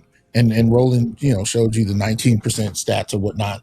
And they think that that's the majority. But I think, and he's saying that they're going to come back because of how poorly Trump is doing. They're going to come back to the Democrats. I actually think in spaces like the one we're in, you got black men are either going to be on the couch, they're going to be third party, and I think those are going to be the two options, unless you actually target very specific policies you're willing to advocate in their interest. I don't think there's coming back for too many black men. I really don't. No, I'm leaning toward the couch right now. I mean, I think that's where it's heading, because even in this breakdown, these assessments, none of them have actually talked about listening to what black men are saying outside of Roland's kind of childish depiction of black men's status in politics and the position they're taking in terms of worldview. Nobody actually talked about listening to them and addressing their political interests, because what they're trying to do is suggest that black men who don't vote Democratic have no political interest. That's what they're trying to say. You're just either crazy for following Trump, or that's it. And it's like, no, there are actually black men that have a lot to say, have a lot of political interests that have remained ignored in the Democratic Party. And until you address them, they're going to head to the couch, the third party, or Trump. That's it. But if they're not getting anything for their vote, white people do it all the time. The black men are supposed to stay in place and be loyal to black women. Dr. T, I'm at the point right now, and I'm going to say it nicely because I am on your show. I'm not going to kiss the Democrat Party's behind for anybody anymore. That's just not going to happen. And I'm being nice right now. I'm not going to kiss the Democrat Party's behind anymore for anybody. Yeah. Kiss the Republicans behind either. Like I said, I'm leaning toward the couch right now. Yeah. I mean, check out what Roz said. He said the brother and sister at the end tried to clean up what Roland said because they know how it looked and sounded. No different than Tiffany Cross's 2 fumbles, massive over the past few years. He's absolutely right. They were trying to clean it up. They were trying to, because Roland, he ran too deep, ran too hard into that direction, but he was doing so for a purpose. I may not agree with Roland, but he's not an idiot. What Roland's doing, he's advancing himself. He's advancing himself. He's trying to get a job. He's trying to get a contract. That's all this is. And if black men need to be flushed down the toilet for him to do it, he'll do it. Under the bus you shall go. Yes. Thank you. All right, hold on. Okay, all right. So we lost him. We're gonna get him right back. Something happened with our link there, so we're gonna reset that question. For folks listening, this is what I just really believe. So I need y'all to listen to where you are. There is no greater group or no greater person to reach when it comes to your black male group than your concentric circle. If you are a black man watching this show right now, and this applies to black women, this applies to white men, applies to any group, but I'm specifically saying you're a black man. Let me know when y'all got Michael Bland back. If you're a black man, you're watching the show right now, what you should say is, who are the black men in my group? The 4, the 6, 8, 10, 15, 20. So now let me then say, all right, I need to ask each one of these brothers in my group, did you vote in the last election? If the answer is yes, great. If the answer is no, are you registered? If the answer is no to voting and no to registering, now you got to say why. Now you have to actually drive a conversation. This is akin to somebody saying, Pastor, if you could just talk to this brother at my job, and the pastor say, I don't work there. You work there. You should be talking to that brother at your job and say, come to church with me. That means that you have to be a witness. See, part of this is waiting on an external force from on high to essentially walk into my city, walk into my neighborhood, come down my block, walk down my street, knock on my door, walk in my house, sit in the living room, hold my hand, and walk me through it. No, you, to that brother watching, you can actually create your own little cell of 4, 5, 8, 10, 15, 20, 30, 50, whatever the number is, and say, I'm doing my part. We got Michael Bland back. His depiction of black men is horrible, it's pathetic, and it's embarrassing. Mm-hmm. Yes. It's predicated on the idea that black men are ignorant, are stupid, and incapable, which is a long-standing stereotype that has been going back for generations, Mm-hmm. that black feminists have doubled down on and have been using for years now. And in order to cater to black women, I see him investing in it. Mm-hmm. And it's I find it just it's sickening. But So this is how we have to be thinking. Michael, did you hear all of Greg's questions? If not, I can have him restate it. I did not. Greg, restate, please. Thank you, Roland. And thank you again, Brother Bland. Just very quickly, as I said, I'm a teacher. I'm a teacher for now close to 40 years, one way or the other.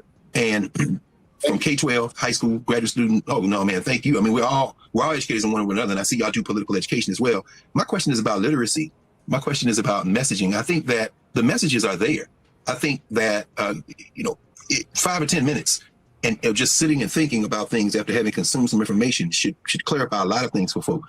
But my question is, because I increasingly see, I used to call it illiteracy. People have the ability to read and choose not to.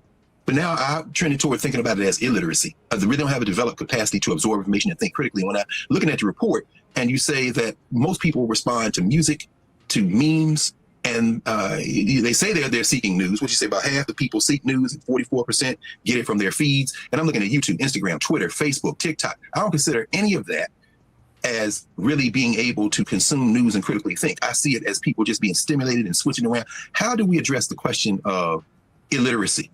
And especially when disinformation is going to be a huge part. Yeah, there it is right there. And even as you said, the persuadable, 3/4, if the report is this right, 3/4 of the men polled said they are almost certainly are probably going to vote. And only 7% said they're not voting. So how do we get at the question of how we're consuming what appears to be data, what appears to be information, but it's really just kind of like titillating kind of spectacle and this kind of moving image stuff that doesn't. This is a problem. Mm-hmm. This is a problem. This is a horrible way of addressing an inevitable shift in the culture. People, Right. Things have been moving toward technology. This isn't new. This is the latest formulation of technology and where it's going. Social media is the format. Mm-hmm. Yes. You can't go back to the newspaper. I'm sorry, it's not happening. So instead of insulting people who are on it, the question should be, how do you get ahead of the curve? Which, in theory, if I was a Rolandite, I would think you guys are doing just that. Mm-hmm. You're turning YouTube into the kind of news platform for black folk politically that you think needs to exist. Well, instead of just shitting on it, you should be pushing harder if that's what you believe people need to know. But this kind of dismissal of social media, I'm like, it's not like we're about to go back. What are you guys expecting here? Mm-hmm. You don't insult the platform that people are on. You get ahead of it because there's no shifting it. There's nothing that's going to go on that's going to take this back. I mean, what you want us to do? Start telegraphing information again? Like what's the goal here? Are we moving back to the Pony Express? What are we doing? They want you to get back into a controllable form of networking or engaging. That's what they want. Is because this is outside of what they can control. Yeah, and you got to compete. You no longer have ownership of a space where you don't have to compete with ideas from other spaces.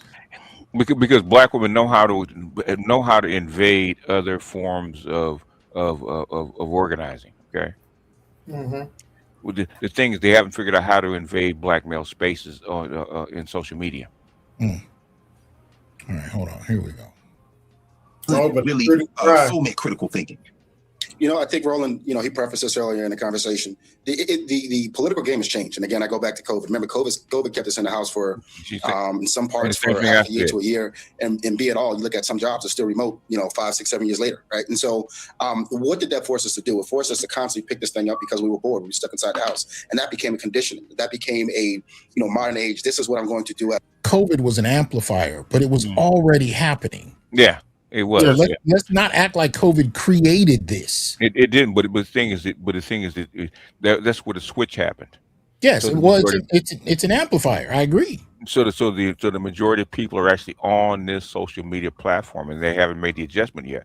And black women have not figured out how can they invade our space, which they haven't been able to do, in the same way they would do it in a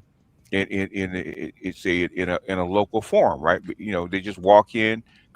even amongst the Black Manosphere conclave, right? Black men have tried to invade that over the past 5 years. In fact, they've tried to sue the Black male conclave. Well, and they've tried to invade, manosphere spaces as well. Yeah. They've tried. But I'm simply saying that, even though COVID amplified things, it was already moving in that direction. Yeah. And to suggest that it's inherently a problem, to me, is a waste of energy. Because if we knew it was heading this way, and I knew it, and I'm not even plugged in the way these guys are, and I knew things were moving that direction prior to COVID. My question is, you should have been planning to get ahead of it. And the moment COVID hit, you should have ran with the ball. Even if they had got in the middle of it, okay.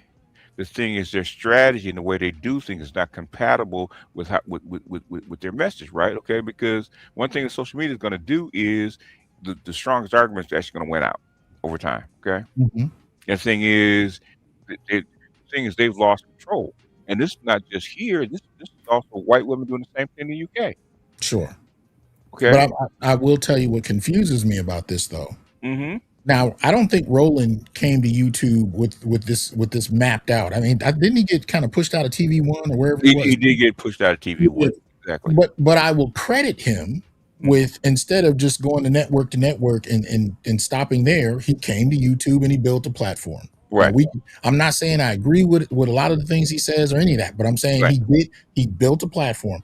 I would think at this moment he would be interjecting to actually speak to the potential of platforms that he's on, that he's actually building. I mean, I'm like, this is your platform. You're on fucking YouTube. What are you doing? One, he's trying to guide men and women to his platform, and two, he's pandering. Okay, he has to give them what he wants to hear. Okay, because the misinformation, like he's giving straight information, correct information. We're giving misinformation. That's how they label it. That's how they label the whole manosphere, the whole online presence of black males. They're consuming misinformation. If it's not what we're talking about, it's not what we're talking about. It's misinformation. Yeah. There we go. At a boredom, or this is just not what I do. I sit on my phone and I get my information from my phone. Right? It's part of what has killed your traditional newspapers. It's part of what has killed your traditional periodicals and your journals. Because now the quick consumption, the 30-second media hit is now it's more relevant than sitting down, reading a newspaper. I was on a flight with a gentleman on the way here, older black gentleman. He was reading the newspaper. I said, "Wow, man, that's a lost talent." He said, "What's that?" I said, "Read the newspaper." I remember Uncle David used to drive and read the newspaper at the same time. And I think that's one of the things, as we talked about the evolution politically, but just as our attention spans, not just as Americans, but as humans, is now predicated on predicated on technology. Technology has made fools of us all. And, we rely on this thing that lives in our hand, the size of our hand. And so that's part of the problem. But look, I don't know why people overlook this. Newspapers were the technology of their day. Yes. Everything 300 years ago. Yeah. Well, I'm just saying, if you're going to decry the impact of technology, you really can't do that by pointing to technology. I mean,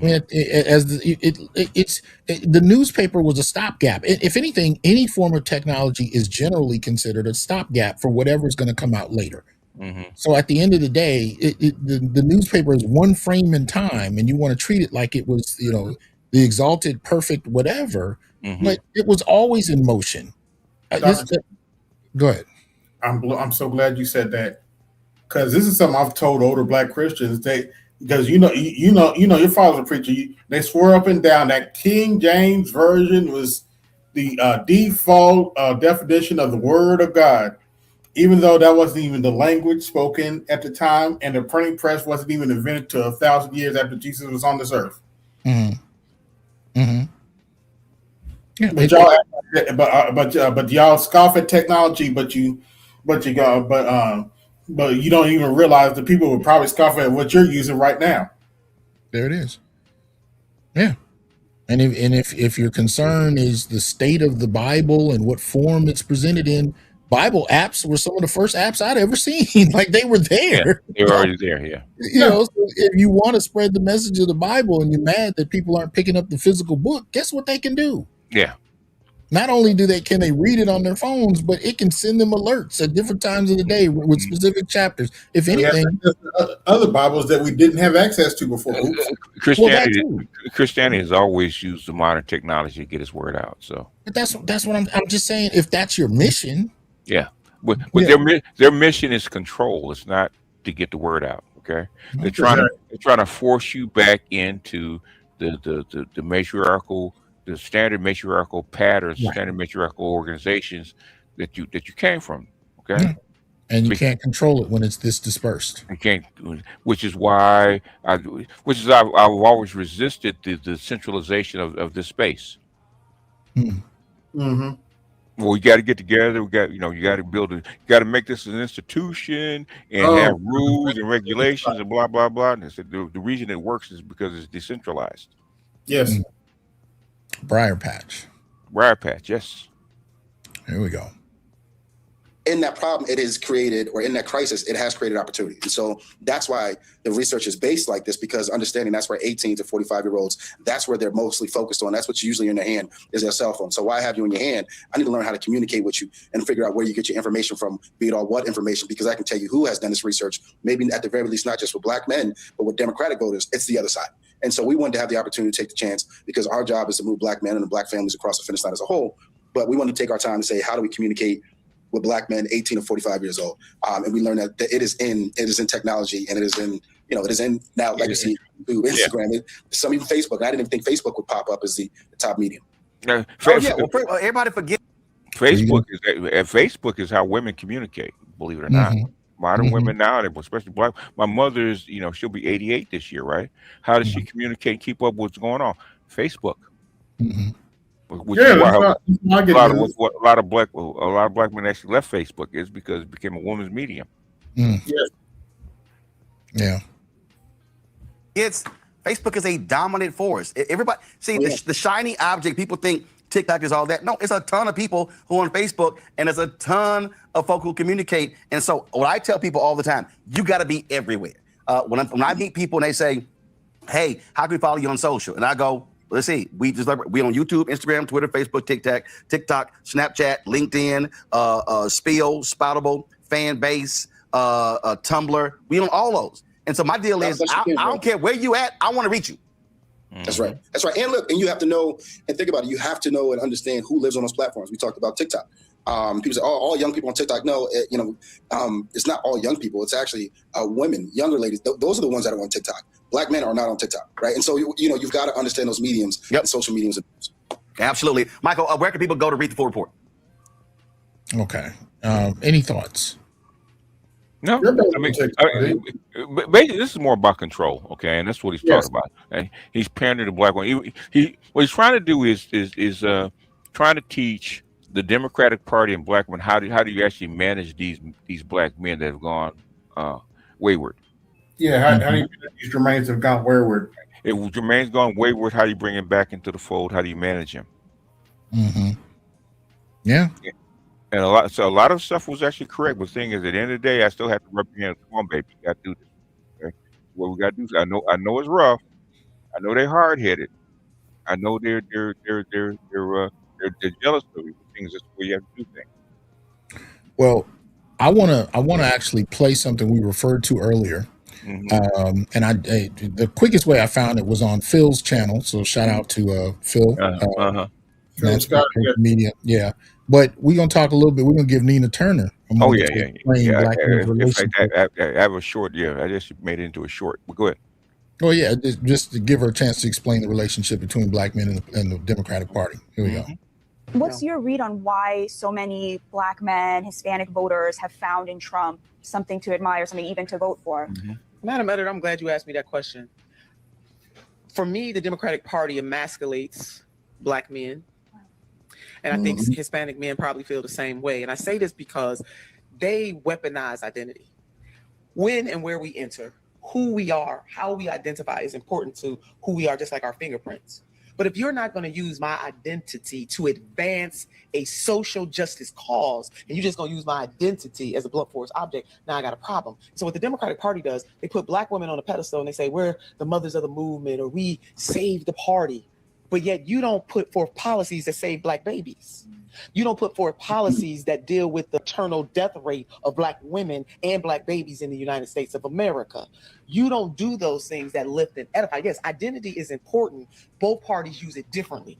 Republicans use it to say that everybody Black or brown or of a mixed race is somehow kind of way a DI hire. They use it to say certain books will be banned. Don't tell the truth, the whole truth, and nothing but the truth about how this country was formulated, because you might hurt a white child's feelings by saying that, yeah, chattel slavery existed. And, oh, by the way, white powerful folks stole the land from the indigenous people.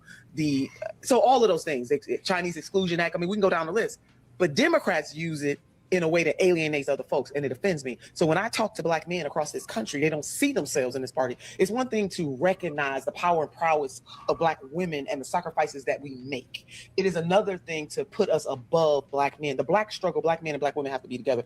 We don't have the luxury to be separated. And so I resent the Democratic Party for doing that. And so Black men do not see themselves in the party. That bravado, because we got a kind of masculine energy, and masculine energy is not all bad. But the type of bravado that Trump puts forward is still very much rooted in a hierarchical patriarchy. And a lot of men gravitate to that. Yeah. I think even that's a superficial take at the end of that, right? As far as what men are gravitating toward. And even though I agreed with her assessment of what the party does to Black men, which I find embarrassing that Roland can't, seem to articulate. He turned it into a childish tantrum, whereas Nina Turner explained it far better than he did. But even at the end of what she was saying, I think she kind of missed the mark there, because, and I'll say this because most people do not know how to think about how Black men address things. They think that they can anticipate it. They think they don't have to listen to Black men, and their takes are usually way off base, in my humble opinion. The kind of ending there suggests to me she still doesn't quite get it. It's not, and a lot of people like to say this. Well, Trump got a lot of Black men because he knew how to thump his chest and act like a man. No, at the end of the day, they were tired of what the Democratic Party wasn't giving them. They were assuming our votes and giving us nothing. And at least what they gave Black women was the appearance of acknowledgement, the appearance of adulation. Whereas for Black men, we got nothing. Yeah, but she's very spot on. I don't see myself in the Democrat Party. I just don't. Yeah. No, she's dead on about that. She's dead on about that. But I think this quick, ham-fisted, men respond to Republican and don't respond to Democrat because they want to be macho is another way, kind of like what Roland was doing at the beginning of the show. It's another way to dismiss Black men without actually having to hear them. Yeah. They're giving us the Sonny Hollister treatment. Black men were just ridiculous for voting for Trump. I'm like, okay, whatever. Well, I don't make it about Trump, because in the next election, it's going to be the same argument in a different dress, it's different performance. Because that's the way they see Trump. Okay, right, and they think we see Trump the same way they see Trump. You're breaking up. I would say they think that we see Trump the way they see Trump. Exactly. And I think we're seeing this with Ice Cube. Yes. Not in that, and people kept accusing him of being a Republican no. I think what you saw with Cube is a willingness to address power, right? Yes, and to negotiate with power in the interest of, look, our votes mean something. If you want them, here's what we want. Now, that's an intelligent way of addressing power in any context. Yes. To have a politic that's framed around, I'm going to shut up while the party I don't like is in office. And then when the party I do like comes into office, I'm going to give them my votes blindly and leave it at that. That doesn't work as a political plan for Black men. And no other group does that. Right. Latinos don't do it. White men don't do it. White women don't do it. The only group that does it or expected to do it is Black people, especially Black women, because it works for them. It doesn't work for us. It doesn't work for us. And instead of framing it as a tantrum, framing it the way you just did would be far more productive. Black men are withdrawing because it doesn't work for us. Yes. And the reason you're seeing numbers that are that high is also generational. Older groups of Black men are voting in very traditional patterns. You're not getting to younger Black men because what you're talking about not only doesn't interest them, but doesn't suit their political needs. Yeah, exactly. So you're going to see the Mhm. numbers of black men continue to drop as long as you're not catering to their political needs. Yeah, but black women have to be willing to accept it, and they're Yeah. not. Yeah. That's the Yeah. problem. They're not willing to. They see it, but they're not willing to accept it. Mm-hmm. You can show, just like you can show them proof and stats and facts and all kinds of stuff. They're not willing to accept it. Yeah. Yeah.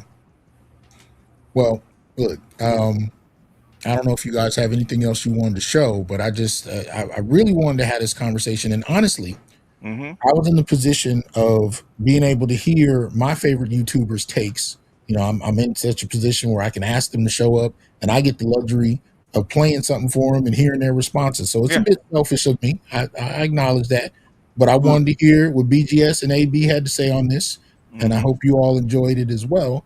Yeah. And I'm very appreciative to both, because they both have schedules. They both have 1,000 things they need to do. BGS in particular has been very patient with me. I was a little sick yesterday, and we were supposed to do this then, and he could have blew me off today. He's got a million things to do. I do. You know, he's got the grandson he's got to deal with, and he was kind enough to say I'm there, so I appreciate it. And I didn't even give AB any notice. I couldn't reach him, and he came up straight from the comment section. So I appreciate both of y'all. Any last thoughts about any of this? The thing is, I'm starting to get tired. Okay. Because black women want us to be with them and support them and take care of them and all this kind of stuff, and they keep giving us the same thing. Okay, how long have we been listening to the exact same thing, man? I know for at least 60 years. Okay, when is it going to change? When is it going to change? Well, I thought with the loss of Kamala Harris and when the polls came out and white women abandoning them, they would actually start to change. But the thing is, they're coming back with the same crap. Yeah. Mm-hmm. Yeah. Same And stuff. they didn't they spend a couple $1 million not long ago trying to figure out how to get men back to voting for the Democrat. I think this was Right. last year sometime. Yeah, it was last year. Okay. What came out of that? Not very much. They pretty much came to the conclusion that we're all misogynists. Yeah, and I think Trump deciding to basically help almost blow up the party, the Republican Party. I think they're feeling their oats right now. They don't need us. Well, if they go back to no voting, no vucking, I think that's a complete death of the party for black men. I'm just all I'm just saying. Well, hey, you're not gonna see any guys on the stage twerking. It's gonna be Megan Thee Stallion, because the thing is, I think that's most of us I have a funny feeling most black women actually want to be Megan Thee Stallion. Well, I think it illustrates how much the Democratic Party has prioritized women and LGBTs, and because when the whole question of how to get heterosexual black men to vote comes up, and the only thing you can produce is no voting, no vucking, then you clearly have a couple of demographics that you've prioritized to the detriment of the future black male vote. And black men are going to have to stop responding to the finger wagging, okay? Yeah. Because when you argue back, if you ever notice, women love for you to argue back, okay? Oh yeah, they hate it when you walk off. Stop responding to this stuff, okay? Because at the end of the day, it doesn't mean anything. What's the one thing a black woman cannot stand is indifference. Yes. But BGS, I think that's part of the problem. I think that's why Roland is able to step into this gray area and define for other people what black men are thinking. Right. I think the issue really is that black men have been withdrawing without explaining themselves because nobody's listening anyway. Right. So they've started to step away in numbers that I think scares the party. Yes. And the parties don't seem to know what to do about it, but they've invested no time in actually listening to black men that aren't already in their thrall. Right. And so I think what they're doing here is fear-based. I think they're afraid of black men who have already withdrawn and haven't explained themselves because nobody listened to them anyway. The thing is, then they're not afraid of the men that are already withdrawn. What they're afraid of is the momentum. Yes. Headed that way. And it's getting worse. And it's getting worse, especially generationally. So, what are you going to do? Well, you know, we all have a lot to say. It's one of the reasons that we created the Black Male Political Agenda in 2020 was just as a compendium of ideas from Black men about how to improve the quality of life for Black men politically. Mhm. And if you're unwilling to actually talk to Black men, or if you're going to make the claim like Roland does, that there's no intelligent reason that Black men have been withdrawing, then I offer you the agenda to look at. And Because we that's clearly don't know the set of issues that Black men are contemplating outside of your framework. So go ahead. the thing is, until we started talking to the other side, they didn't pay us any attention. Okay, that's why that's why come we have to have Black male political independence. Okay, whichever side gives us the best deal, that's where we're headed. Yeah. Yes. Farrakhan said that in the 1980s. That was the first time I had heard it. Right. And then you had Ice Cube trying to take what was said and actually do something with it. Yeah. But you know, but now you have greater percentages of men who are going to the couch or the Republican Party or third party, and to me, that's the group you want to. Those three are the groups you really want to get. Because Mama's voice is losing power. That's what's happening. Mama's voice was subsidized by white liberals, and Yeah, white it was. liberals stopped paying Mama. Yeah. Yep. Oh, yeah. Uncle Sam as a baby daddy's going broke. And this is what has always financed Black girl magic. Now, I'm not. I think.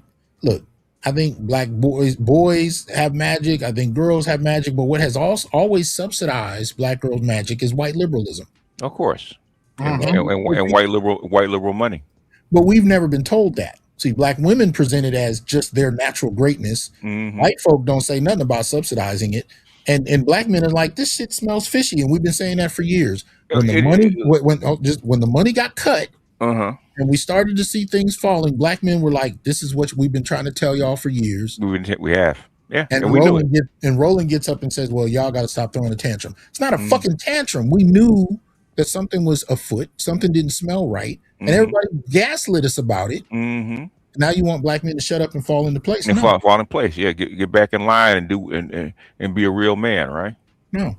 I knew a guy on YouTube who used to talk a lot about a redress of grievances. I don't know if it's too late for that, but I do know it damn sure ain't happening without it. It's not too late, but things the price has gone up. Oh, shit. Okay. It's not too late, but the price has gone up. Okay. Yesterday's price is not today's price. That's what women Black want to come around. Okay, okay, Negro, we're gonna give you what you want. Okay, that's what I wanted back then. Okay, I got options now. So we need to sweeten that deal a lot more, not a little bit more, but a lot more. Yeah. Well, let's see. AB, any closing thoughts? Yeah, 2026 is coming up. Vote your interest, not party. Yeah, I think the Democratic Party will because of Trump will overturn the seats. I think that's almost locked in, which is why Trump is trying to work out a peace deal. Okay, right now. Yes. For 60 days, he's trying to survive the midterm. I wait for that, but thing is going forward. Okay, if you want Black men to be engaged, you're gonna have to give us something. Yeah, that's where it is. Yeah. So, thank you both for coming through. Tell everybody when they can catch you next. I'll be on tomorrow. I haven't been on much this week. I think I did a roundtable on Monday, and I think I might do another one tomorrow. So we'll see. I actually want to talk about the Voting Rights Act decision by the Supreme Court, and so I'm listening to the original case, and I'm seeing how come they didn't explain the case. Okay, there's a whole big reason. Oh, now I know why they talked about sharecropping and slavery instead of telling exactly what went on. Okay. Then I admitted the liberals screwed that up. Okay, that's how come the case went forward. Okay. It wasn't that white people evil white people came down and tried to do something, right? The liberals screwed that one up. So about what time you think you'll go? I'll probably go my normal time. Okay. Yeah. I'll send you the link of the video. I was actually So looking at around, talk about the case. so Okay. around 2 o'clock your time. Yeah, about 2:00, 2:30, something like that. Yeah. So 2:30 Pacific. Yeah. In case y'all listening, if you haven't been to the channel, you need to subscribe. Yeah. And it's just BGS IBMOR, that channel. Yeah, BGS IBMOR. I'm going to do it on that channel, and really see the untold story behind that decision is because that's not being spread. Okay. It's really not being spread. That we're hearing, we see it like I think what's her name? She said it on the floor of Congress, stuff like that, but she's not telling the whole story. Okay, they're acting like evil white people came down and forced this case and blah blah blah. No, they didn't. Mm-hmm. It wasn't even them. Okay. Mm. No. Yeah, they try to force something that hadn't been done before, and the Supreme Court pushed them back. So anyhow, but they didn't they clarified it. They didn't change anything. They clarified it. Okay. In other words, the liberals are trying to do something that they couldn't do. Okay, and that's how come it went to court. Mm-hmm. We'll talk about that tomorrow. Okay. All right. Yeah, All right. I'll be on Saturday in my normal time, 7:30 Pacific, 10:30 Eastern Standard Time. Okay. All right. You know what the next subject you might deal with is? I might talk about. Did you hear about that case in Fort Wayne with the 75-year-old? I did, and the lady that pushed her down, the old lady tore out a chunk of her hair. So it was a straight up fight. And, yeah, but a lot of black people are running around trying to defend this. She's an older lady, 75, but she acted a fool. Yeah, she got into a fight with a younger person. Okay, and stuff happened. So when I actually read the case, just like with the brick lady, we actually read the case. Okay, it's all together different. Just like with when the young boy body slammed the girl. Okay, Mm-hmm. they assumed something that wasn't going on, and that's I hate this information. So yeah, but when you actually read the case about the old lady in Indiana, okay, she went in and she started that fight, and she engaged in that fight. And when the young person retaliated, that's when she got hurt. And the irony is, her own granddaughter came out and said that, yeah, she was always like that. Yeah, well, the thing is, and they probably could have done much more damage to her if they had really wanted to. They didn't. It's more like they try to get her off of her. So yeah. Anyhow, all right. Appreciate you both. I'm gonna go ahead and close out. Thank you for everybody that came through. Definitely want to hear your thoughts in the comment section, especially for the replay gang. Let us know what else you think needs to be part of this conversation, and we will holler at y'all later. So all right. Peace out. Peace. All right, peace.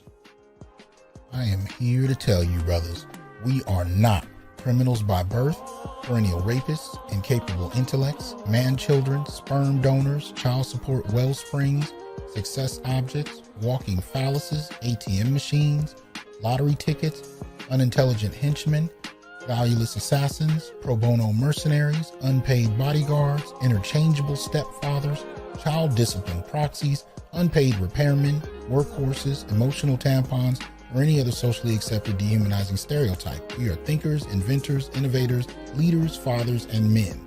Embrace your humanity, know your worth, and extend your time, attention, and resources only to those who genuinely respect you. And remember, your worth is not defined by meeting other people's narcissistic, selfish, and unrealistic needs. You define your worth. Peace.